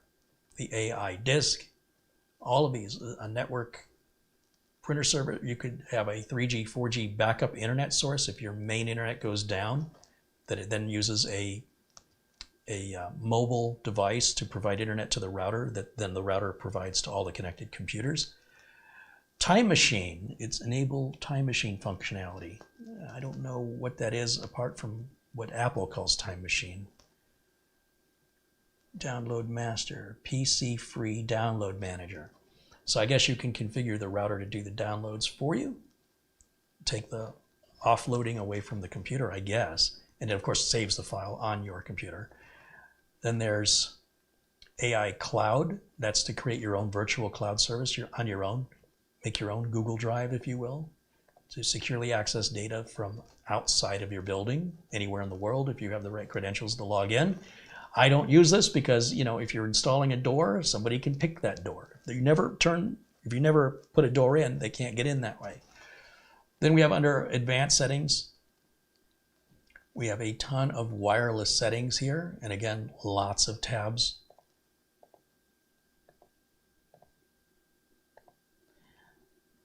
Our LAN settings, which is our local area network, our wide area network. Again, lots of settings here, lots of tabs. Port triggering, virtual server, demilitarized zone. That's bypassing all the firewall, which you better know what you're doing if you're putting a computer on the DMZ. Looks like we have Alexa compatibility. I don't know what that does or why, but apparently you can connect the router via Alexa to have it perform various tasks by talking to Alexa. Okay, I've been able to live without that my whole life and don't miss it or think I would ever use it. There's our IP version 6 information. There's the VPN that's built into the router. And there are plenty of videos here on YouTube if you want to watch how-tos on how to access and utilize that VPN, depending on the make and model of router you have. I won't get into that because it's more complicated, and I really want this to be a simple overview and review of what to expect if you purchase a router like this, what's possible. What you want to do with it's up to you, and then each one of these particular items you can search for here on YouTube to get more information, including the filters, network services filter, etc. Finally, of course, we have the administration, which includes these tabs up here across the top. We have the system log, which I missed there. That if you're having a problem, you want to look at the history of what's going on, you could study the log. I can clear that log, I don't need it. And then that log will rebuild itself. And then we have network tools, and that's for, once again, troubleshooting a network problem or an internet connection problem, including Wake on LAN and what they call the smart connect rules, which is all through here. And you can see that's a lot in this little tiny box. And you can get this box a lot cheaper without all of the royalty licensing for Mobile Suit Gundam, but nowhere near as fun to look at. Now, that's pretty much the router, front, back, and center. I do recommend when you're done working on your router, if you've logged into it, that you log out of it so nobody can just come back in through a cookie or resume a session by logging out of it. If your router is acting up and you don't want to get out of your chair and go and unplug it, you can, if you're able to log into it and the router responds, you can hit the reboot button, and then the router will automatically restart itself. As you can see here, it does, of course, kick everybody offline in the building in doing so until it's back up and running. And you'll see it's applying settings. I don't know what those settings are, but it's basically like a timer for the restart. Okay, so before I move forward onto the next router, let me take a quick look in the chat to see if you guys have any questions I can answer for you. Let me turn camera 1 back on and go full screen here.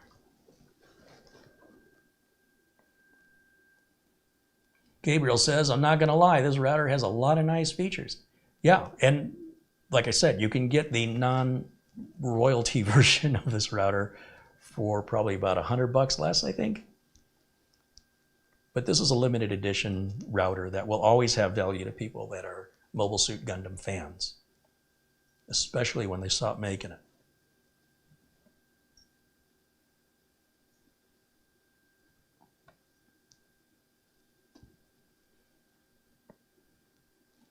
Oh, a lot of people in the chat were telling me to use a capital U. Thank you.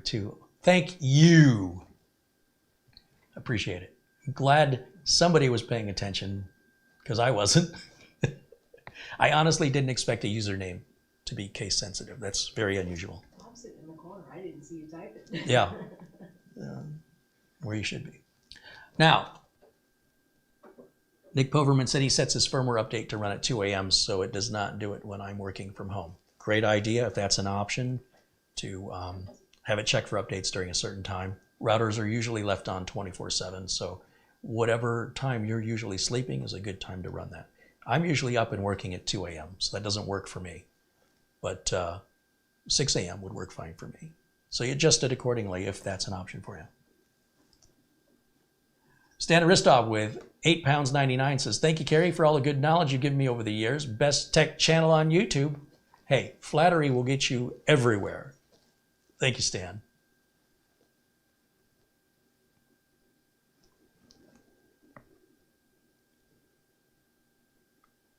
So I just want to scroll through the chat. Does anybody have any questions at this point about the router or routers in general?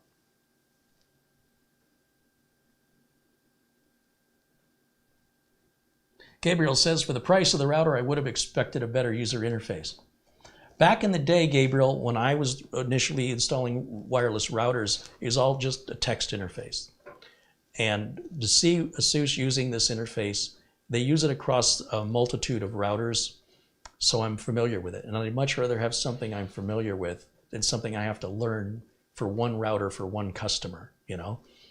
I think the interface is great, but then I got used to it. And I'm glad I don't have to learn a different interface. You can spend less for essentially the same router that doesn't have the licensing fees associated with Mobile Suit Gundam. So just be aware of that. That's a very common interface on most of the consumer-based, sort of middle-of-the-road routers. You get down to a router that's like under $50, even then you might see an interface like this on some older Asus models, just won't have as many features. But I'd say upwards, when you get over $100 on a router, you're sort of getting into that mid-range. 100 to 200 would be considered a middle-of-the-road router. Anything under 100 is just a bargain basement router. Don't expect much from it. And then when you get to, let's say, over 200 and up to $700, then, of course, you're getting into higher-end, higher-performance routers that are also physically much larger. They have the ability to maintain more streams simultaneously across multiple wireless devices. They respond faster. They take longer to boot. They'll often have like 8 antennas around them. And the coverage area, those bigger, expensive routers can cover a house like over 3,000 square feet, top floor, middle floor, basement, all the way to the left, all the way to the right, into the backyard and out to the front yard. So you do get what you pay for in this industry. And Asus, I've been using their routers for a number of years. Currently I'm using Netgear, but I was using Asus for a while. And then I liked Netgear's, at the time when I made the purchase, I liked Netgear's offerings better at that time. They kind of go back and forth for me. Asus will come out with a new model and then they're on top. And then Netgear will come out with a new model and then they're on top. So at the time I purchased my Netgear routers, and even though they were purchased several months apart, my preference was on the Netgear ones at that time. But I don't have any issue with the Asus routers either. So as I mentioned, our good buddy Mitch Morrison, he's using the regular version of this router. It's essentially the same design, but it's all black with none of the licensing from Mobile Suit Gundam. And he's been loving it. Like I said, he used to have a Wi-Fi extender. He no longer needs it. These modern routers are far more powerful. They're also safer, more secure. And when I say powerful, I'm talking about range, strength of the signal, the amount of wireless data they can handle from multiple sources simultaneously. And of course, these are whisper quiet. There's no fan in these. On these bigger, more expensive routers, they usually have cooling fans in them.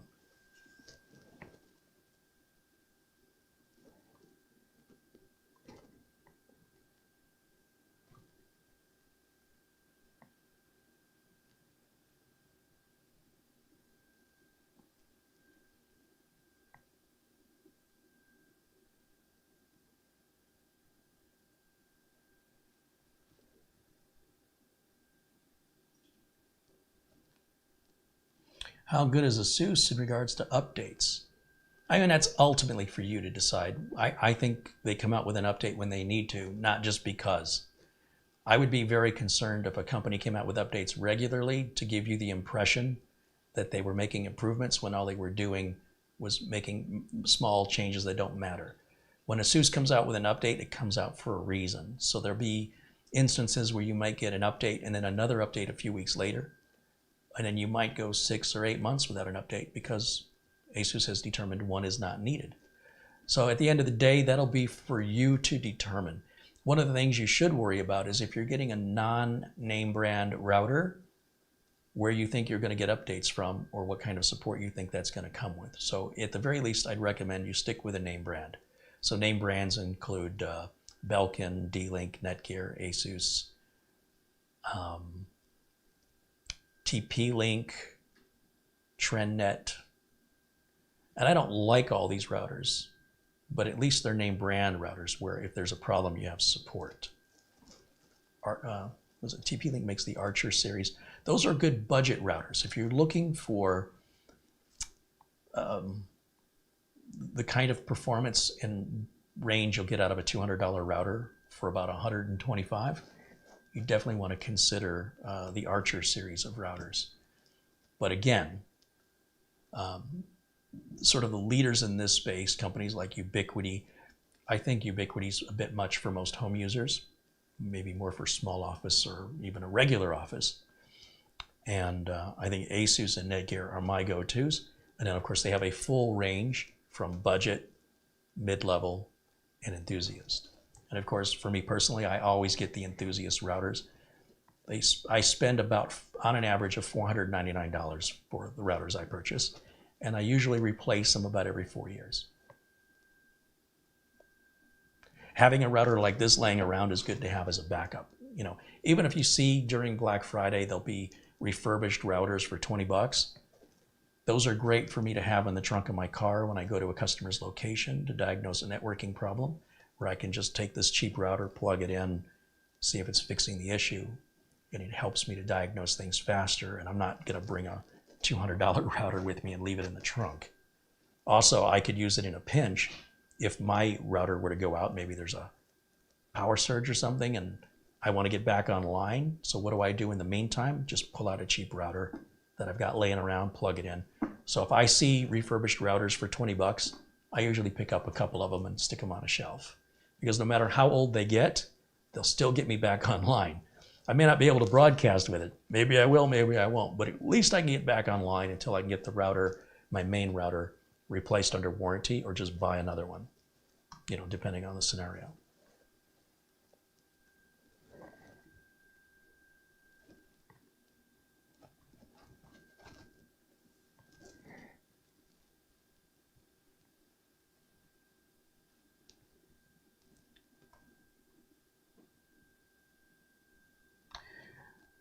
Icarus wants to know if you can flash the Gundam firmware to a non-Gundam model.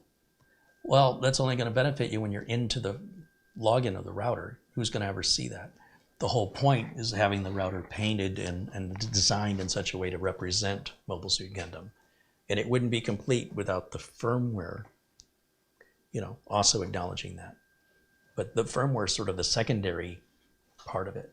What you're mainly paying for is the shell. That licensing fee is obviously quite expensive. If you look at the price of this router versus a non, you know, like an all-black router, a non-themed router. Let me set this down and let's get this other box opened up and I'll show you. This is also a Mobile Suit Gundam router. I'm gonna just get this out of the box. You'll see I'm cutting the tape for the first time. Now, if this router is damaged and I've been sitting on it for 13 months, you know I can't send it back to Amazon. I highly recommend if you're buying any electronic equipment, as soon as you buy it, as soon as possible, get it out of the box and inspect it and test it in case you need to return it for any reason. Once you've checked it, then you can set it up on a shelf until whatever day you get around to it. Most places have a 30-day return policy. Should we go back to the mobile camera? Sounds good to me. Let me switch back over to portable camera. Okay, come on over. Come on over. All right, let's see what this one looks like. This is a completely, this camera. This is a completely different design.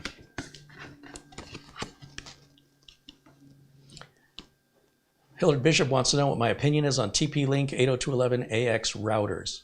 They're fine. They don't lead the way in the industry. They are definitely a follower and not a leader, and the price reflects that. But if you're not too demanding and you're replacing a very old router now, it's going to be a big improvement for you. So it really depends on the end user, what their expectations are, what their budget is, and as far as those routers go, be sure and read reviews at places like Newegg and Amazon that sell them and help allow that to guide your decision making. And of course, try it. If you're buying it from somewhere, you usually have, if you're buying it from somewhere like Amazon, Newegg, or Best Buy, you usually have 30 days to return it for any reason.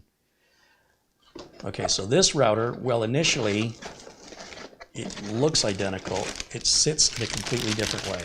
So first thing you're going to notice is its shape.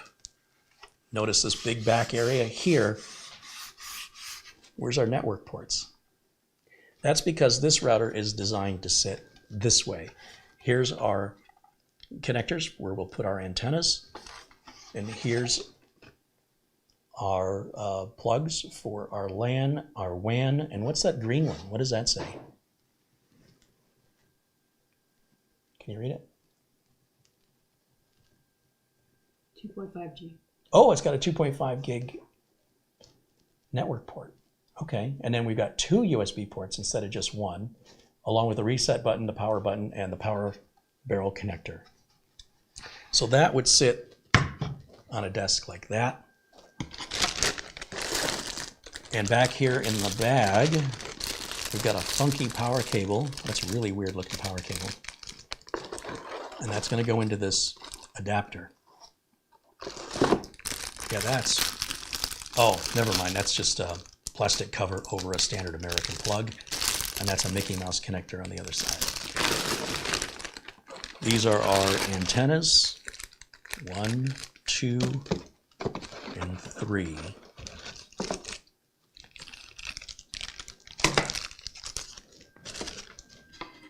And these we just, any antenna goes on any location.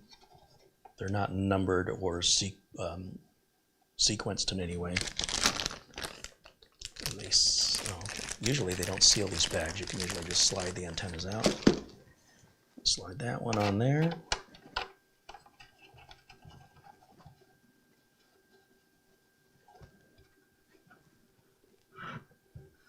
That one's got red on both sides. Well, that's different. So even though these antennas are all the same, if you want it to look aesthetically pleasing, I guess the one with the red stripes goes in the middle. I guess.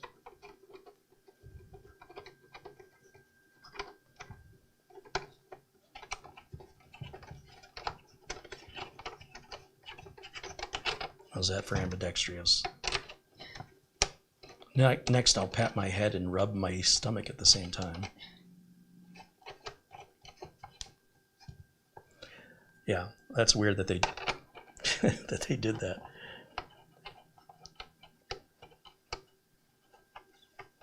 Can you lower that a little bit? Tilt it down is what I'm trying to say. All right. These should just all be pointed straight up, or you could do something like this. You're gonna have to, whatever you do, it should be all symmetrical, and they should be equal distances from each other. At least that's what JJ from Asus told me, and I believe him. Finally, back in the box, we still have our Ethernet cable. Like I say, all routers typically come with a Ethernet cable to plug into your modem. And then we need to plug this into power.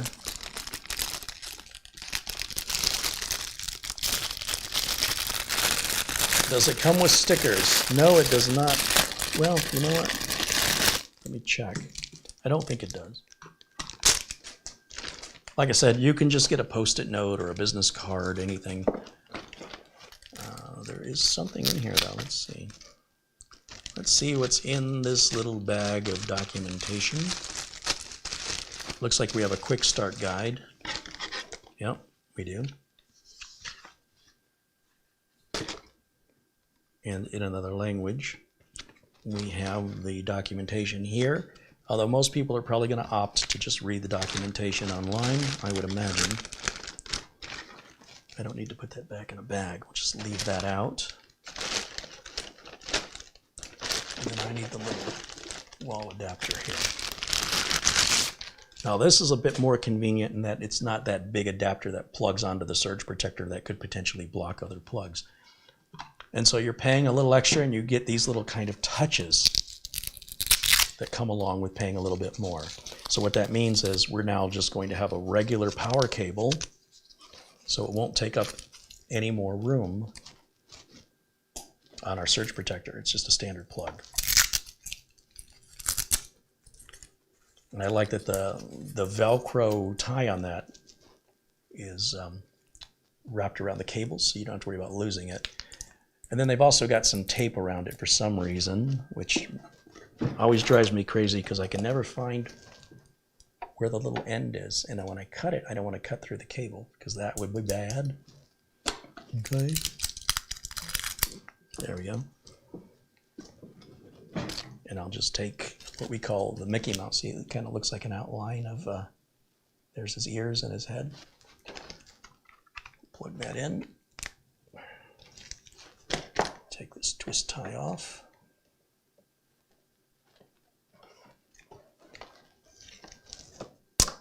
And then on the back of this router,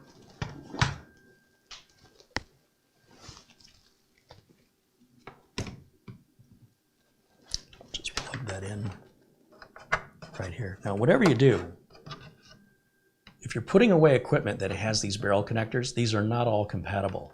If you plug this barrel connector into a different device where the polarity is different or the voltage is different, you can not only burn out your adapter, but you can burn out the device, literally burn it out.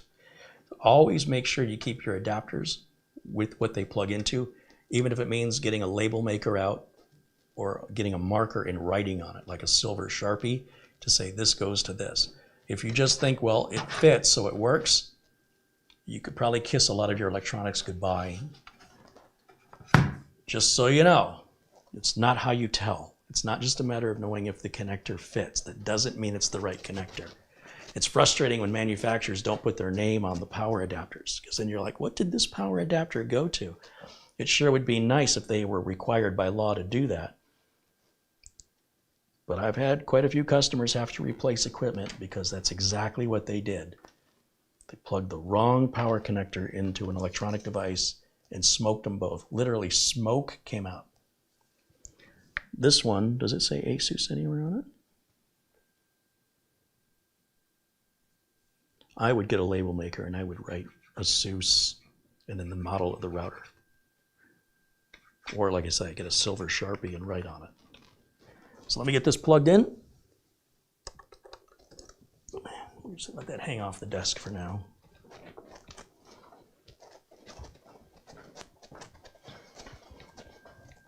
So again, it's a very similar setup in the back. What I'll do is I'm going to take this router and turn it off. So that's off. And we'll grab our network cable and plug it into the WAN. And we'll grab the PC cable and we'll plug it into any of these ports, any of the yellow ones. Doesn't matter. And then I'll turn this on and then we should see some lights here on the front of it. If I could get the cables out of our way. And I'll get this router out of the way too.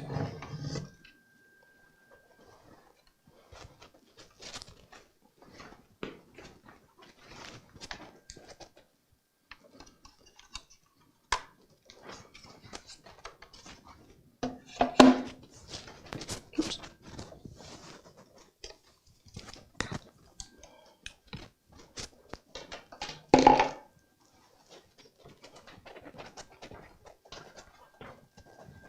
So there we've got a lot more information. The other one only had 4 lights. This one's got what? 11? And I like to be able to see the data of each port so I can tell how many things are turned on that are plugged in. Like if I have a a TV hooked up, I can tell when the TV gets turned on because the light lights up, and I can see that from a distance. After a while, you sort of get to know which light is connected to which thing. And once again, checking to see if we have an internet connection light is critical. When your internet stops working, is it my computer? Is it my router? Is it my modem? Is the internet service provider having an outage? You can learn all of that, whether or not this light is on or not. So let me go back now to, I'm going to go back to camera 1.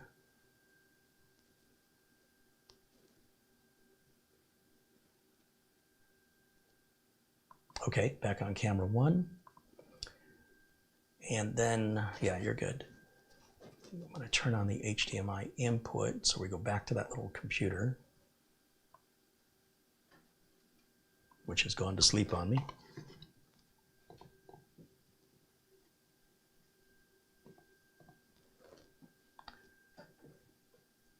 Now that's interesting. All I did was plug this in, and because I had the internet browser open, given enough patience, it brought us into the sign-in page. On the back of the router, you'll notice there's also a QR code, and that's, I think, for pulling up the documentation on the router. This router is intended to sit on a desk. So this form factor may be more appealing to you depending on what sort of location you have available to place the router, and whether or not you want the router to be seen. So this is more like a kind of a showpiece. Once again, it's the Mobile Suit Gundam theme, but it's still just an RT-AX86U router, and you can get that without the theme to save money. All right, now I need to go full screen so I can read what this says. Full screen mode for carry. Do the routers you are setting up have mesh extenders available? No, the router itself can become a mesh point so that you could buy another compatible mesh router and you mesh them together. And that's all explained in the documentation. If you pull up the documentation for the RT-AX86U, or just Google that, how to set up mesh, it will explain that. But you're not just buying mesh points, no. You would be buying mesh compatible routers, and then you would connect them together that way. To the best of my knowledge, if I'm wrong, you can please post a link to that. I'd be interested. I was going full screen and I didn't finish my thought here, but yeah, that's a good question. Most of the time, you're not going to need mesh with these routers anyway. They're so much more powerful than older routers, where you might have needed a mesh on a router from a few years ago. You might not need one on a modern router. Their range is far, far better. They're able to get around obstacles much better, and you might find there's no need to use mesh. There's also YouTube videos that show you how to set up the mesh on an Asus router, which for me is better than watching it. Better than reading it. And you could certainly search YouTube for setting up mesh Asus router, and they probably have some videos out there where they actually set it up using multiple different Asus routers connected together. So that way you get an idea of how that's done. So this is the RT-AX82U. So this is the screen from the previous router. That makes more sense to me. I'm going to close this out because the 82U was the other router. This is the 86U. So I'm going to close this, and then I'm going to open it again.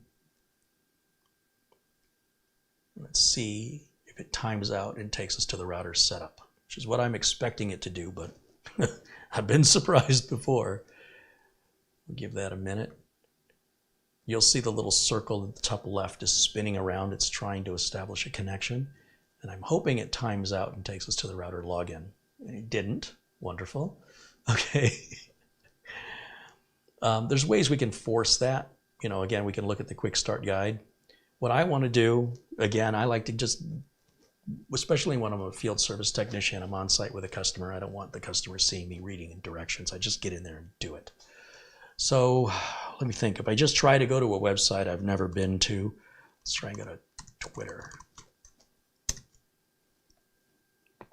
It should realize this router has not yet been configured, and that's a prerequisite to going online. So that's one way to default bring up the page. I can also go to the IP address assigned to the router, by using an ipconfig command at a command prompt.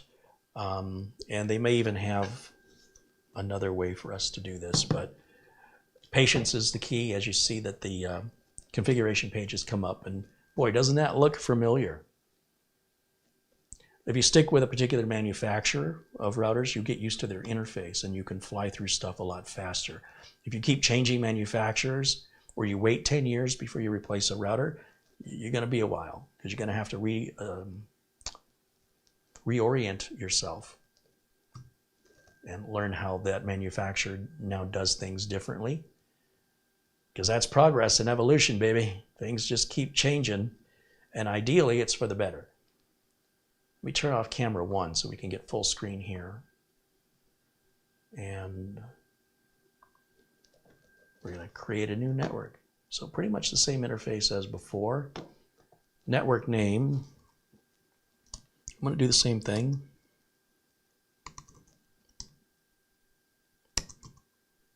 Let's call this one Get Your Own. And for wireless security, I still think that's hilarious. 4 words, all lowercase. And we'll leave these in the smart mode. Some people, that smart mode doesn't work well for them, so you can check that box to separate out the 2.4 and the 5 so you can control it yourself. And then we'll hit apply. And yes, we want Wi-Fi 6 mode enabled. Once again, some people may have issues with that. You might want to uncheck that if you're in an area that's particularly noisy or has signal issues for whatever reason. Router login name, we're going to do this again with the capital U. I'll remember this time. User. And this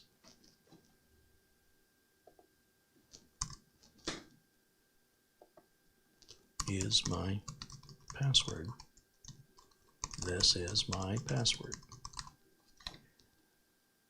Next. Latest firmware is available. Good, let's grab it. So we're going to go through the same process as we did before. We'll see how long it takes. I don't think it took 3 minutes before.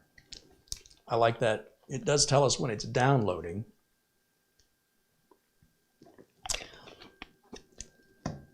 And while I'm waiting, I'm going to just take a look at the chat room.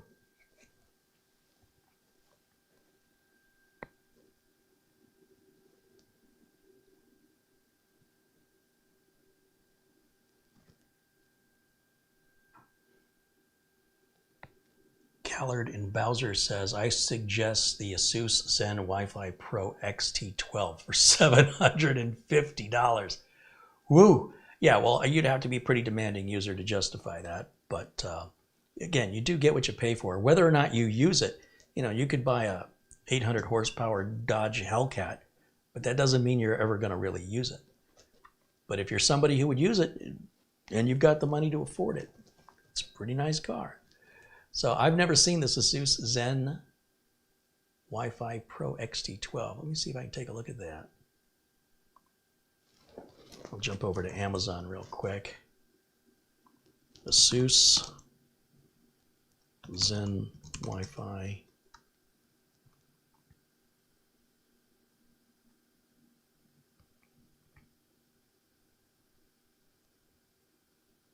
There's an Asus Zen Wi-Fi Pro AXE11000 tri-band mesh system for $849.99 on Amazon. Whew, that's pricey. And it's 2 boxes. That would probably be ideal if you have a very large home that has, say, 6,000 square feet with over 6 bedrooms, and you wanted coverage across the entire house. That's a massive amount of square footage you're covering. That's like buying 3 routers. So if you add up the price of 3 $250 or 3 $300 routers, you can understand how that gets to $849, and suddenly it's not such a bad price anymore.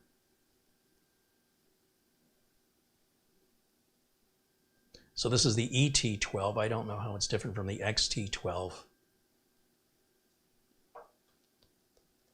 I can share this with you if you want to see it.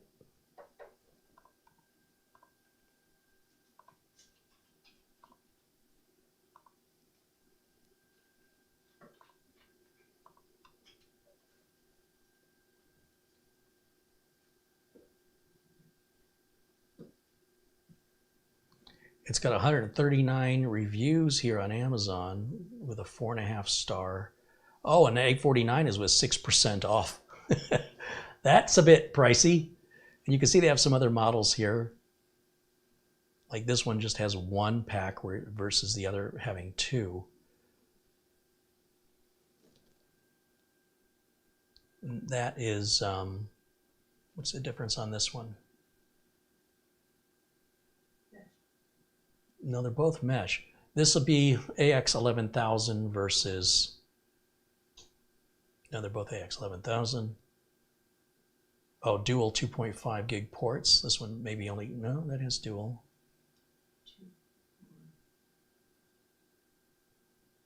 Oh, I was thinking of this one down here. Is it this one? Yeah. Not quite sure what the difference is between those two, besides $100. No, they're both two. 2 and 2. 2 and 2. I'm looking at these two. I'm not looking at the other ones. Those are $100 apart and they look exactly the same. Not sure what the difference is. It's probably explained down here at the bottom.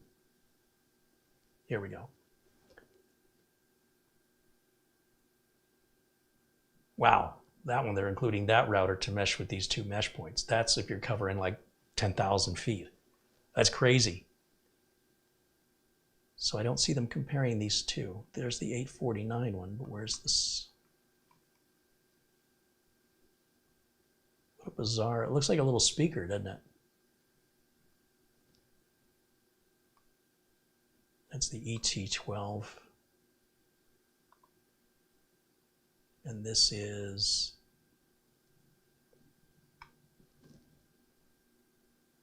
yeah, they both support up to 12 streams, which is fantastic.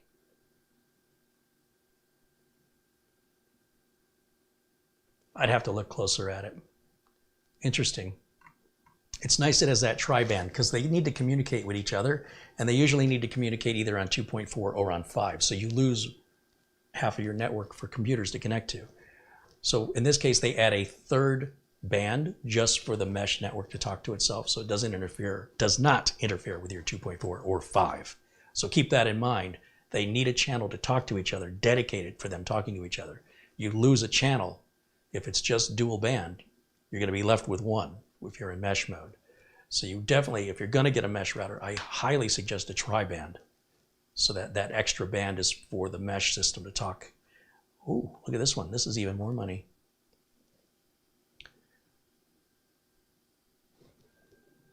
Ooh, that is up to 8,000 square feet, up to 100 devices with a 10 gig internet port. Holy cow! Yeah.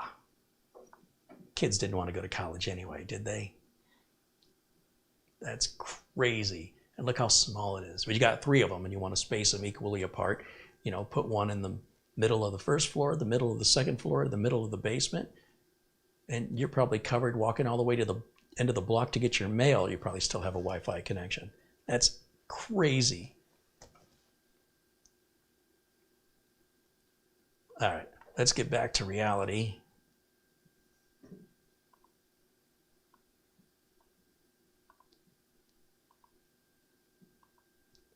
My computer went to sleep. There it goes. And let me go full screen.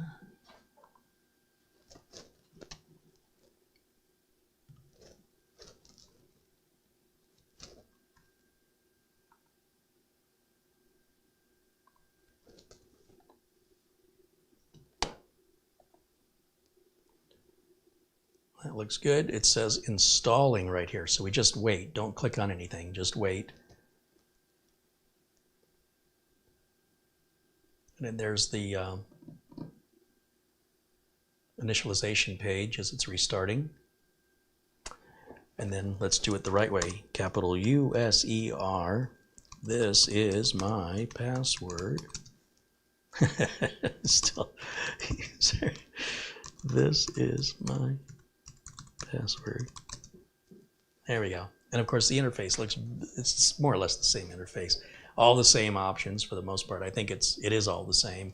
Just got a slightly different background to it.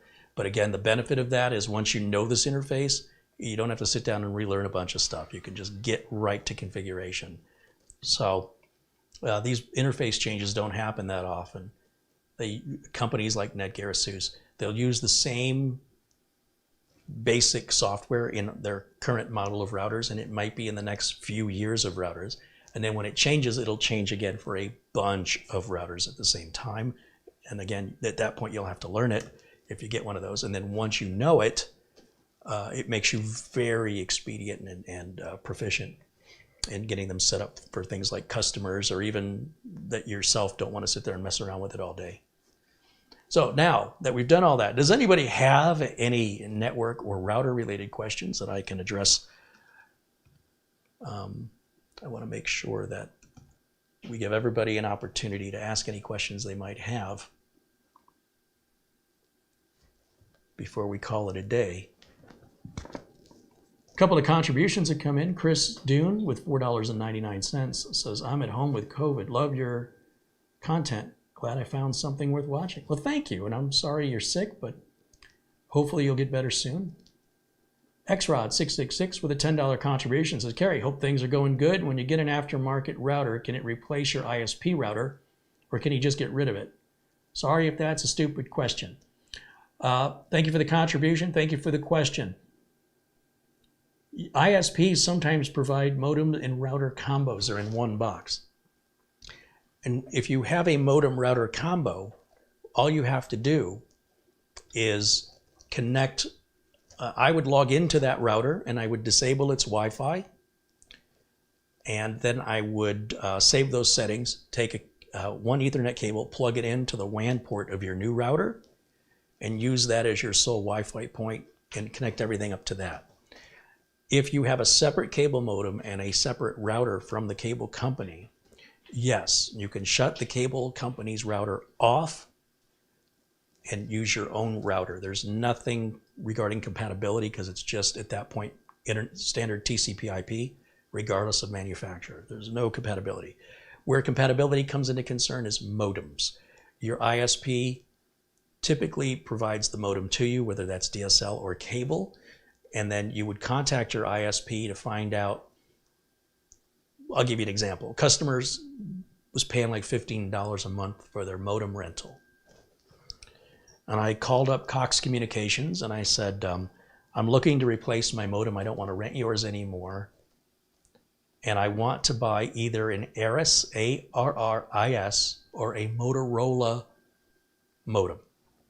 Can you tell me if there is an ARRIS or a Motorola modem model that you guys support?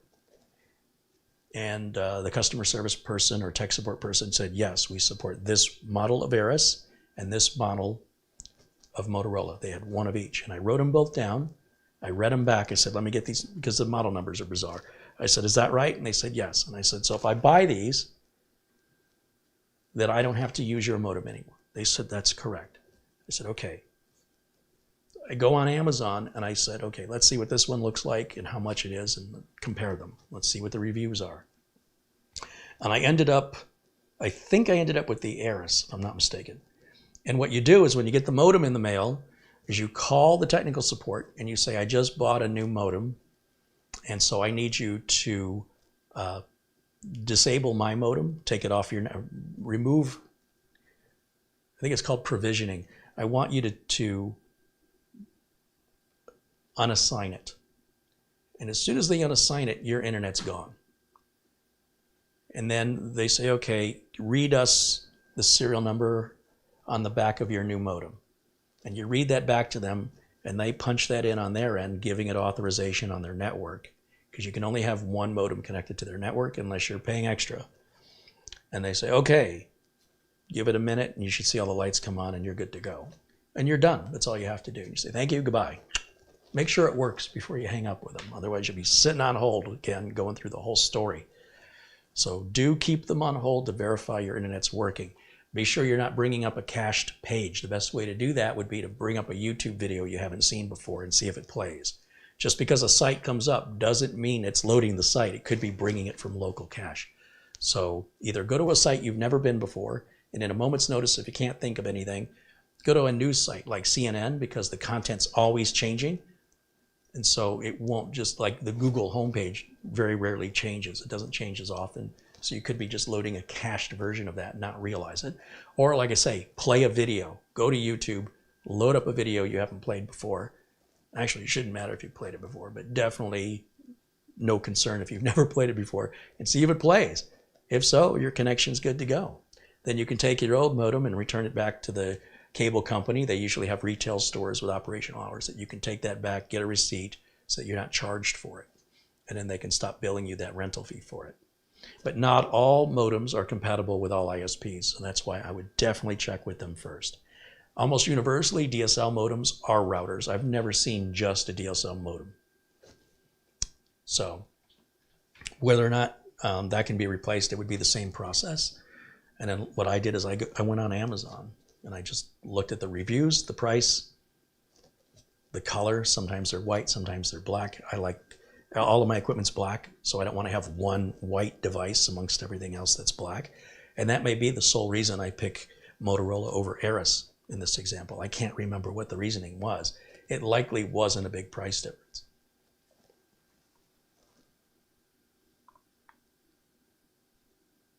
"3D Everything" with a $10 super chat says, "Thank you for the information, Gary." Well, thank you. Thanks for supporting the channel, 3D Everything. Also, Ian Gooch with a £10 contribution says, "Good content, Gary." Thank you, Ian. There's our good friend Marvin Jameson joining us in the chat room with a $20 contribution. Hi, Marvin. I did get your voicemail. I will call you back as soon as I have time, probably either over the weekend or on Monday. No problem, no issues with your request.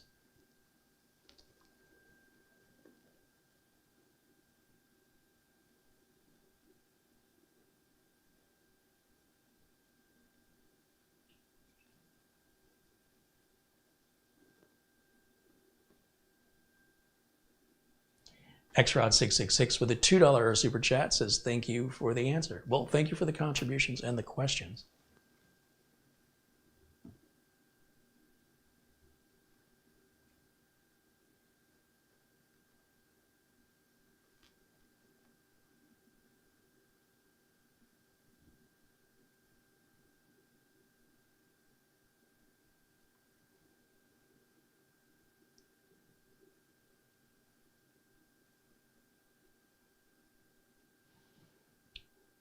Bird203 in the chat says, "Carrie, if it's AT&T, use pass-through mode for AT&T fiber, then shut off Wi-Fi to put the AT&T fiber modem in modem-only mode." So again, you guys out there all over the world who watch this channel have different equipment that's different ages from different service providers. The best thing you can do to get a specific answer for that is going to be applying to you, the viewer, is to use Google. And that would be the name of your ISP, the words "how to," and then whatever it is you're trying to do. Replace the router, replace the modem. And then, of course, you can look for YouTube videos and official answers direct from your ISP. You could also simply call your ISP, this company you're paying monthly for service, because you're paying for that. So instead of asking some stranger on the internet to work for you for free and then trust they know what they're talking about, go to the company you're paying and talk to them, whether that's an email or a phone call, and take advantage of the fact that this is part of the service you're paying for, and ask them that question. Best advice I have for you. It's very rare that there would be many of you that with the same ISP or the same hardware equipment or the same desire to switch something or how you want to switch it. So again, you're paying your ISP, that's included in your monthly payment. Take advantage of it rather than just risking it by asking strangers online when it comes to something that specific.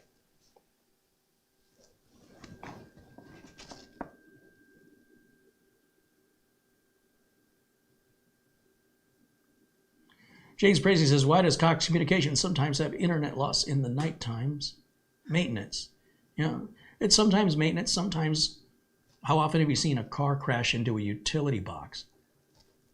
If the internet is in that utility box, then anybody who's getting fed from that internet isn't going to be fed for a while until a crew comes out and addresses the damage, and depending on what parts they have on the truck or what they have to go back and get, could be down a while. Also, the internet's a crazy place. It's evolving at a massively rapid speed, and Phoenix is a growing area with more and more demands placed on the internet service provider as the population grows. So what used to, a Cox node used to feed a certain amount of people is now feeding even more people. It's getting to the point where everybody's going slow now because they've run the nodes being overwhelmed with data requests. And that just happens through growth. So then Cox has to come on and add another node, and they schedule that. And they don't necessarily tell you when it's going to happen.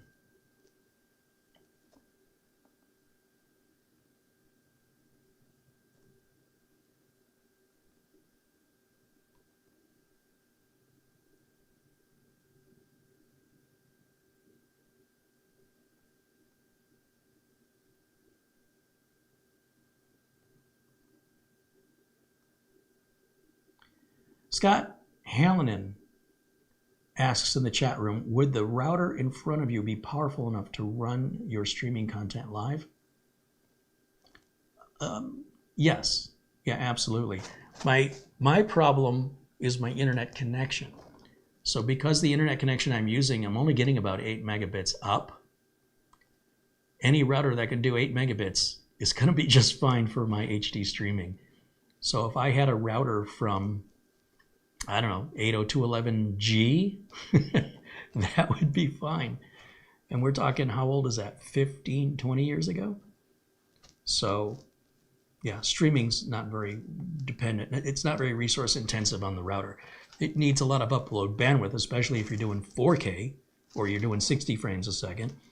And then of course what your bit rate is set to. But most of the hardcore work during doing the live streaming is done by the encoder. My processor time, my processor usage on this machine is at 9900 KS CPU, and OBS says I am using 1.3% of my CPU. 1.3.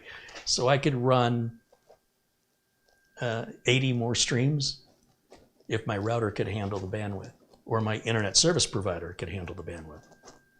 Yeah. So yeah, that's nothing. Streaming doesn't take much. Allison says, give the dogs a hug from me. I just saw the dogs Wednesday, and Lyle was all smiles maybe because I had a big bag of chicken. No, it's because he loves me. Or he loves me because I had a big bag of chicken. Either way, dogs are doing well. Lyle's getting slow at his age, but he's still as stubborn, and he just ignores it. He's like, takes him a little more effort to get up, but he doesn't care. He's got a lot of pride.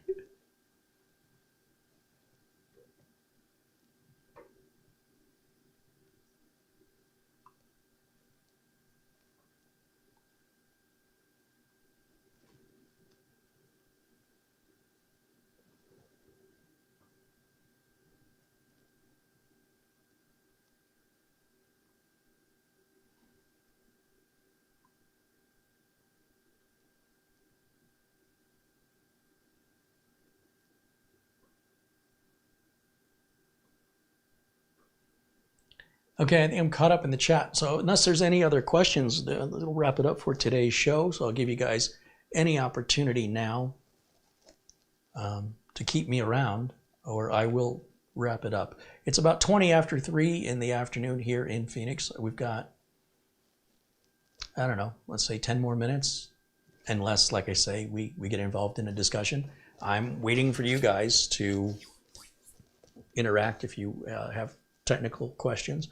If you have networking issues you're trying to resolve, if you have other router or modem related questions, we'll do our best to provide an answer. But please do know that If you need a very specific answer to your specific configuration,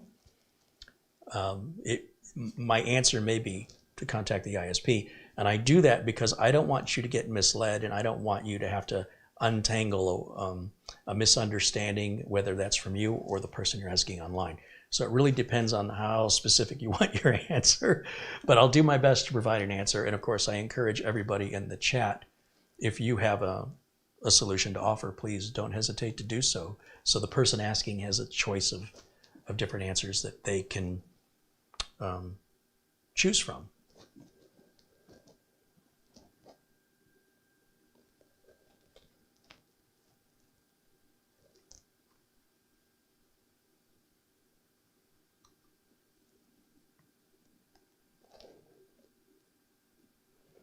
I am finally glad I got this all reviewed.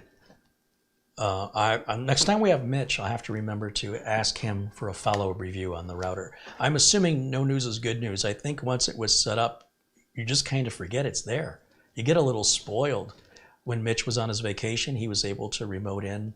He was always having problems remoting in where his router would seize up, and he'd have to have his neighbor come over and unplug it, plug it back in again. Then he had issues with his NAS, and then he had issues with his Plex server.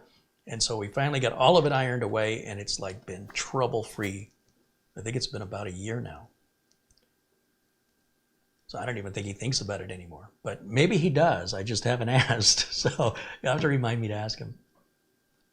What happens if one of those antenna fails? How does an antenna fail? I don't understand. These antennas unscrew. You can buy antennas and screw them on. They don't even have to be, they can be bigger, higher dB gain antennas too. On the other unit, the antennas are fixed onto the router on the, what'd I do with the other router? Where'd it go? Oh, it's over there. Those antennas, the only way I can see them breaking is that you abuse the router. In most cases, you're gonna set a router somewhere and you very rarely ever need to touch it. I mean, I'd hope you dusted it from time to time, but that should be the extent of it. If you're constantly moving the antennas around endlessly, day after day, week after week, month after month, you're breaking it. So I wouldn't be surprised. So if you are abusive with the router, well, stop being abusive to it. In most cases, you do whatever you need to do to get it set up and adjusted. And once it's set up, you should just leave it alone. Logging into it, making changes is no problem. I can't say I've ever seen a router with a broken antenna before unless it was dropped or physically abused. I would guess if you broke it, you'd have to go buy another router. Can't say I've ever seen that ever in my career though. Starshine says, Kerry, what's the best way to extend the router signal to the top of a house without wiring? Are those extenders that plug into the electric socket any good? I don't care for the power line Ethernet connectors. They'll get the job done, but you're not going to get very good performance out of them. But they're easy and there's no wiring. Really, if you got a better router to begin with, you probably wouldn't have the issue. The amount of money you would spend to try and make the router you've got work, if you were paying me for a consultation, I'd say you need a better router. Don't buy any extenders. If you have to buy extenders, you're trying to make an old router do something it wasn't designed to do. Go get yourself a modern day router that covers the square footage you need. Make sure you put it in a central location. Be done with it. If you just don't care, you don't care how slow the connection is, as long as you can get online and browse the web and check email, those power line adapters will work as long as your house doesn't have two separate sources of power. As long as it's got one main electrical box, and you cannot plug those into surge protectors. They have to plug directly into the wall or they likely will not work. So a lot of people, when they use these, they're trying to plug a computer in, a monitor in, and the power line adapter in. You need 3 plugs, but everybody's only got 2. So what do? They grab a surge protector and then they can't get it to work. If you want it to work, you need to plug it directly into the outlet without a surge protector. And then you have to figure out another way to route your cables, or plug a surge protector into the other outlet and plug everything else into the surge protector, but make sure that the power line adapter is on it's directly into the outlet on both sides. And that gets the job done. It's relatively inexpensive, but you'll never be able to improve the performance on it. So I hope that answers your question. Surge Tech says, hey, my router has a new firmware update. Sometimes you forget to check. Oh yeah. Yeah, if you've never checked it or it's been a while, log into your router. Again, unless your router is provided by your ISP, they should be taking care of that. But if you have your own router, log into it. Check for a firmware update. And let other people know in the house you're doing it, or you're going to start hearing screaming and yelling around the house, especially if somebody's in the middle of a game. Nick wants to know if I add dust filters to 200R cases, they have a lot of holes. No, because you'll restrict the airflow. So you'll starve it, you'll suffocate it. There's no workaround for blowing the dust out of a computer case. There's no negative or positive air pressure that that makes you exempt from that maintenance. So if you're in a particularly dusty environment, then you should be getting a duster, a can of computer duster, or one of these blower dusters that they sell. Stepping all over stuff by me. These that they sell on Amazon.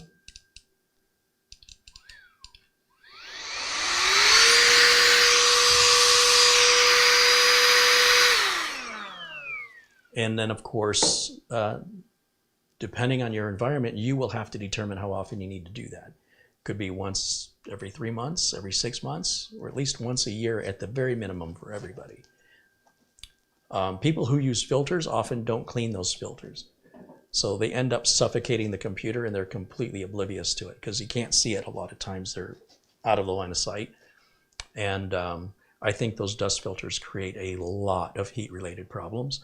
Other than using what the case manufacturer engineered, I wouldn't take it any far above that. I would not try to over-engineer what the engineers did. A lot of the engineers that are hired to do this have college degrees in thermodynamics, and unless you have one, I don't think you're going to outsmart them. Either way, even if you did outsmart them, it still doesn't mean you don't have to dust your computer out anymore. You still have to do it. So what's the point? It's so easy to dust it out. It only takes a minute. And just check it to see how often you need to do it based on what you think is too much, based on your atmosphere. That's my opinion on that.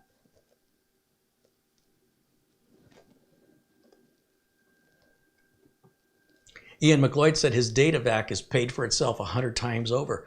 Oh, believe me, I know. The cans of computer duster just get more and more expensive. And then, of course, as you're spraying the chemical out of them, they get cold and the pressure goes down. And then my hand is freezing. And if you tilt the can, the liquid comes out. And if it gets on the case, it'll often stain the case. If it gets on your skin, it can cause third-degree burns. These are lifesavers and a lot more portable than my electric leaf blower. These are on Amazon for about 60 bucks.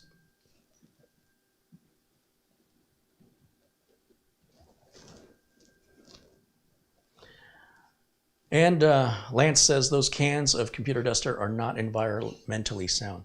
Yeah, neither economically or environmentally sound. Absolutely.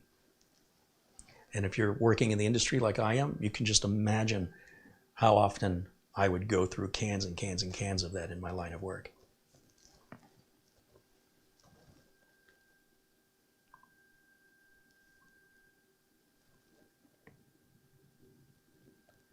Cat Blinsky says, damn it, you woke up the cat with that leaf, with the duster.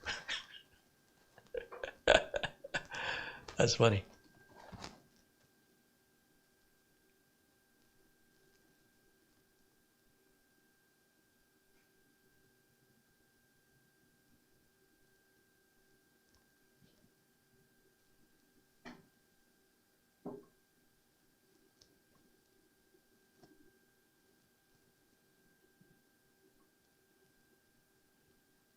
David wants to know, how often do you suggest a gaming PC should be dusted and cleaned?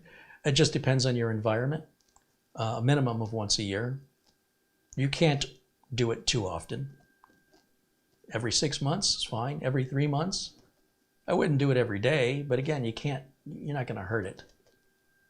Just don't make any contact with any of the parts. Just only let the air touch the components, and preferably do it while the system is powered off and unplugged.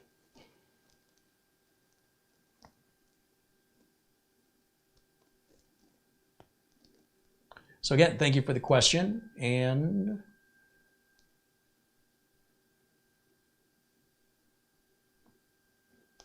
John Williams wants to know if I set up both routers through another router at your location. In this example for this video, I plugged these routers into my existing router, yes. But I wouldn't leave it that way because we don't want this Wi-Fi competing with the other Wi-Fi when they're so close together. We definitely want to turn Wi-Fi off one or the other if we were going to leave that permanently. But you can see I didn't have to do anything special in the configuration. Modern routers, they do a pretty good job of detecting they're plugged into another router and picking a different IP range so as to avoid conflict. It wasn't always the case. Used to be plugging a router into a router was sort of a crazy feedback loop that was, as a technician, kind of had to stop and scratch my head and think about it for a minute when the customer would do that. Then, of course, it became routine for me to just turn DHCP off one router and turn the Wi-Fi off of one router so that only one router is assigning IP addresses and only one router is providing Wi-Fi, unless those routers are 300 feet or more apart. And if that were the case, then they would both be set up with the same SSID and the same password. And these days, you would simply put them both in mesh mode so that both routers are working together.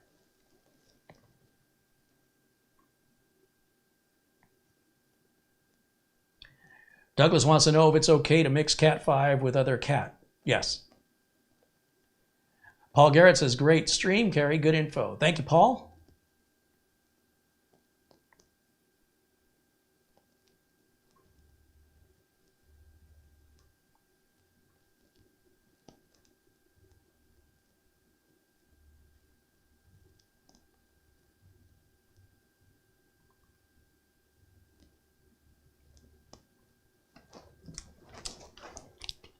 I'm going to grab a cold Gatorade while I wait to see if anybody has any final questions for me.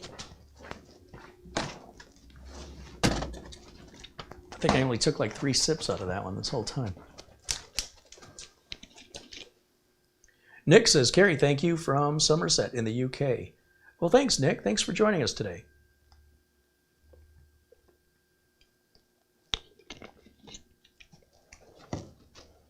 TWC Kotster in the chat asks, let's say I wanted my kids to use one network on a router and me use a different network on a different router.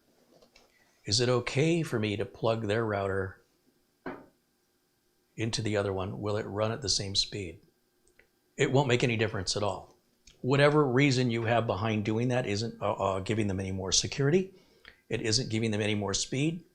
If it's all funneling down into the same internet connection, you're making apps, all you're doing is you're adding something that you don't need to have. You're adding a level of complexity that has zero benefit to you at all.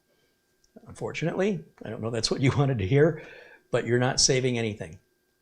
All you've done is spent money you didn't need to spend to set up a router you didn't need to set up. That doesn't give you any better performance or security, nor does it them. It's exactly the same, except more complicated for no benefit.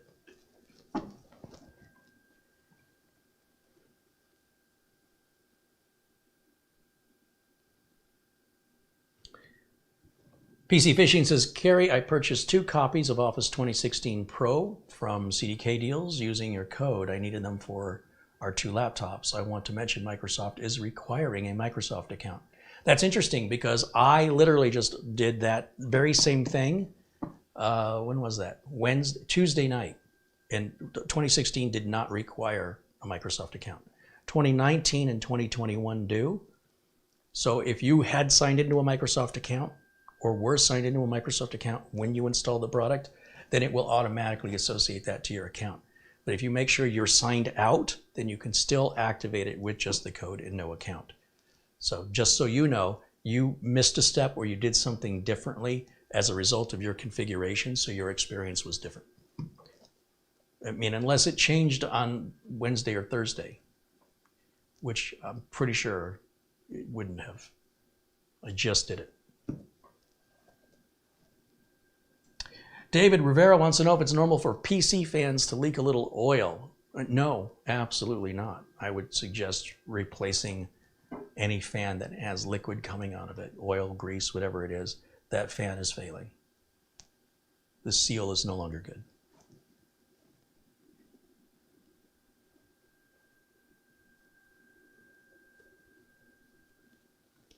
Channel 0 is just now joining us right here at the end.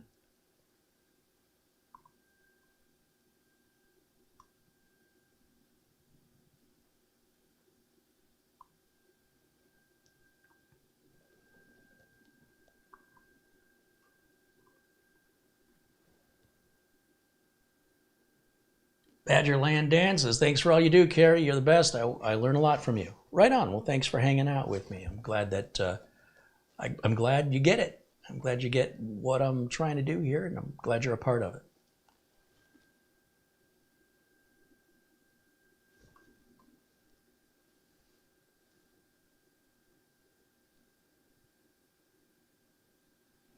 Paul Garrett says, every time the guy across the street starts his flashy new Camry, my Wi-Fi goes haywire. Likely his car has Wi-Fi, and when he starts the car, it's interfering on your channel. What you can do is you can log into your router and manually change your router's broadcast channel. So on, let's say, 2.4 gigahertz, you have between channels 1 and 11. But really, there's no difference between channel 1, 2, and 3, or 3, 4, and 5. So you really only have 3 channels to choose from. The channel at each end, 1 and 11, and one right in the middle, so channel 5. So whatever channel you're on now, switch it to the opposite end, and likely when he starts his car, it won't affect you anymore. Ask me how I know.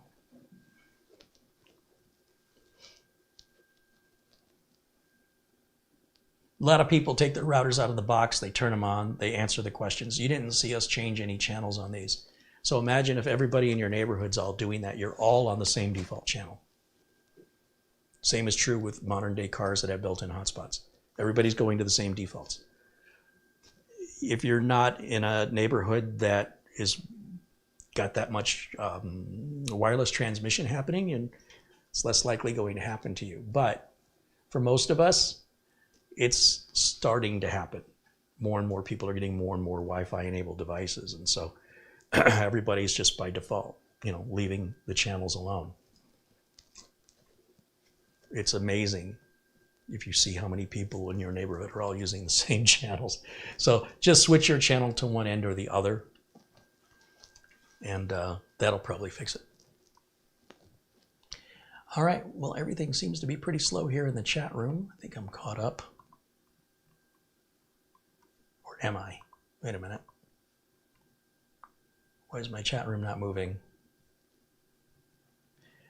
I'll say thank you again to XRod666, 3D Everything, Ian Gooch, Marvin Jameson, XRod666, Chris Dune, Stan Aristov for your contributions today, as well as Ben Laird. I missed your contribution of £5. Ben says hello from Scotland. Cheers, Ben.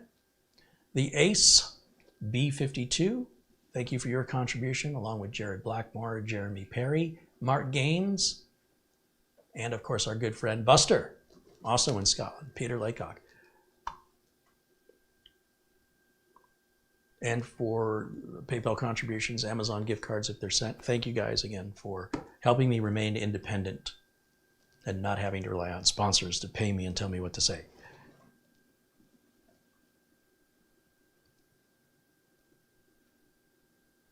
Fernando says, thank you. Well, thank you, Fernando. Thanks to all of you for hanging out. Thanks to my friends in blue for, when I open up the chat room for anybody to come in, you already saw the spammers and the bots exploiting that and ruining it for everybody else when I get sick of it and shut it down so that only members and moderators can participate. Well, I allow everybody to watch. Participating, well, that's what I consider to be a privilege. And when people abuse the privilege, they ruin it for everybody else, or at least for everybody who's not a member or moderator. So you guys should be as angry as I am when people do that, because it could affect you, even though it's not your fault.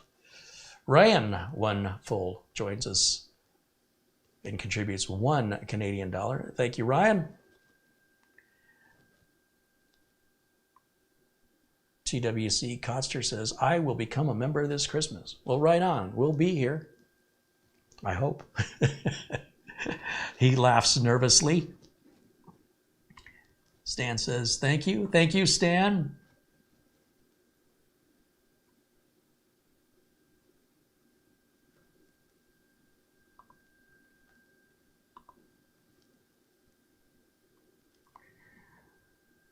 Bike Man says, Comcast gateways locked out channel changes. Whatever gets set, it stays at.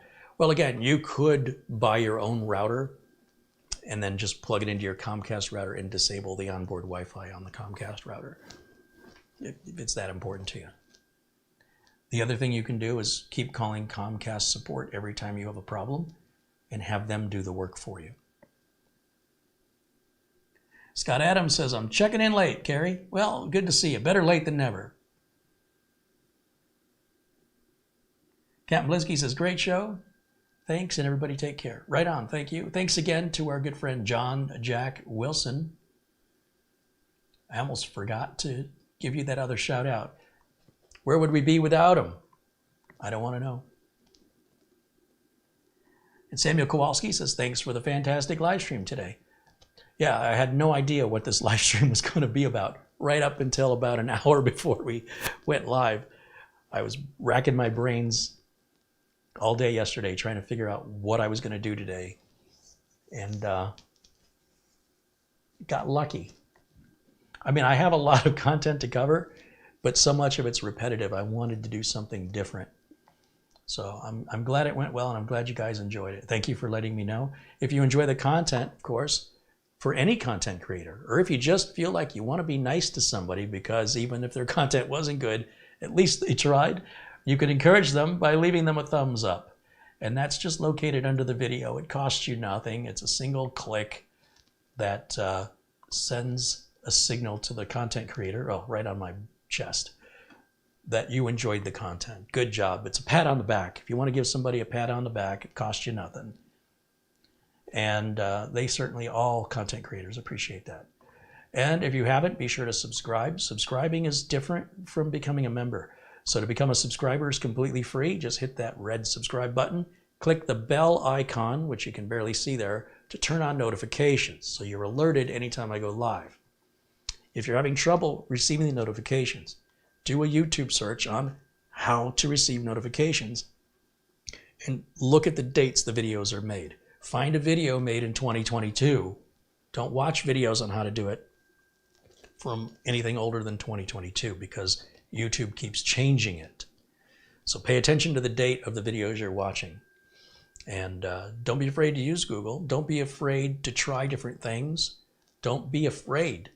If you're interested, the best answer you're going to get to your question when it comes to Wi-Fi and routers and computers, if you're not, physically opening the computer up, but we're just typing things and trying things, it's the best way to learn. And it's a very effective way to learn. And if you get yourself in a situation that you can't figure out how to back out of, come here to the community, explain the situation. Myself or others here in the community will help you. It's just something we do during live streams. I don't offer that for free in private emails. It's something I do for free while we're live. So again, it's a wonderful way to learn, far more effective than any other way I know of, is for you to just do the thing you're curious about. And don't be afraid to Google search if you're just looking for a heads up or some clues or hints. But at the end of the day, until you actually do this thing, whatever it is you're curious about, there's no other better way for you to understand it. And whatever it is, we can undo it as long as it's not you physically shorting out circuits or, driving screwdrivers, but rather just something you're typing on the keyboard and using the mouse for. You should be pretty brave about that, because sometimes these learning experiences can be a little bit painful, but those are the ones that stick with you the most, and those are the ones that give you the best understanding. Ryan says he's feeling the effects of his 5th COVID vaccine and contributes $2 Canadian. Well, better that than the alternative. So good for you for staying vaccinated. Have I updated Uncle Carrie's Windows 10 optimizer for Windows 11? No, there is not a Windows 11 optimizer yet. Maybe next year, we'll see. I'm not sure Windows 11 needs one. All right, guys, thanks again for watching. Thanks for all the support, all the contributions, and all the kindness. Thanks to CamGirl for doing our close-ups today. Everything worked really well today with the camera. I didn't see any focusing issues. I didn't see the picture going out. So, and I hope my audio was really good today. I spent some time yesterday fine-tuning it, and I hope it's as loud as it should be. I hope I'm not overdriving it, and I hope we don't have a lot of background noise. So hopefully I've got that dialed in. Let me know. Same with the picture too. That seems pretty well dialed in. I just need to leave things alone for a while until I can get into Studio C and then really dial it in further. All right, that's going to wrap it up for me for today. Enjoy the rest of your Friday and your weekend. Get ready for some big sales, Black Friday and Cyber Monday, especially on solid state drives and probably RAM. I don't know that you're going to find any great deals on the latest processors or the latest video cards, but you never know. I will see you all very soon. Until next time, bye for now.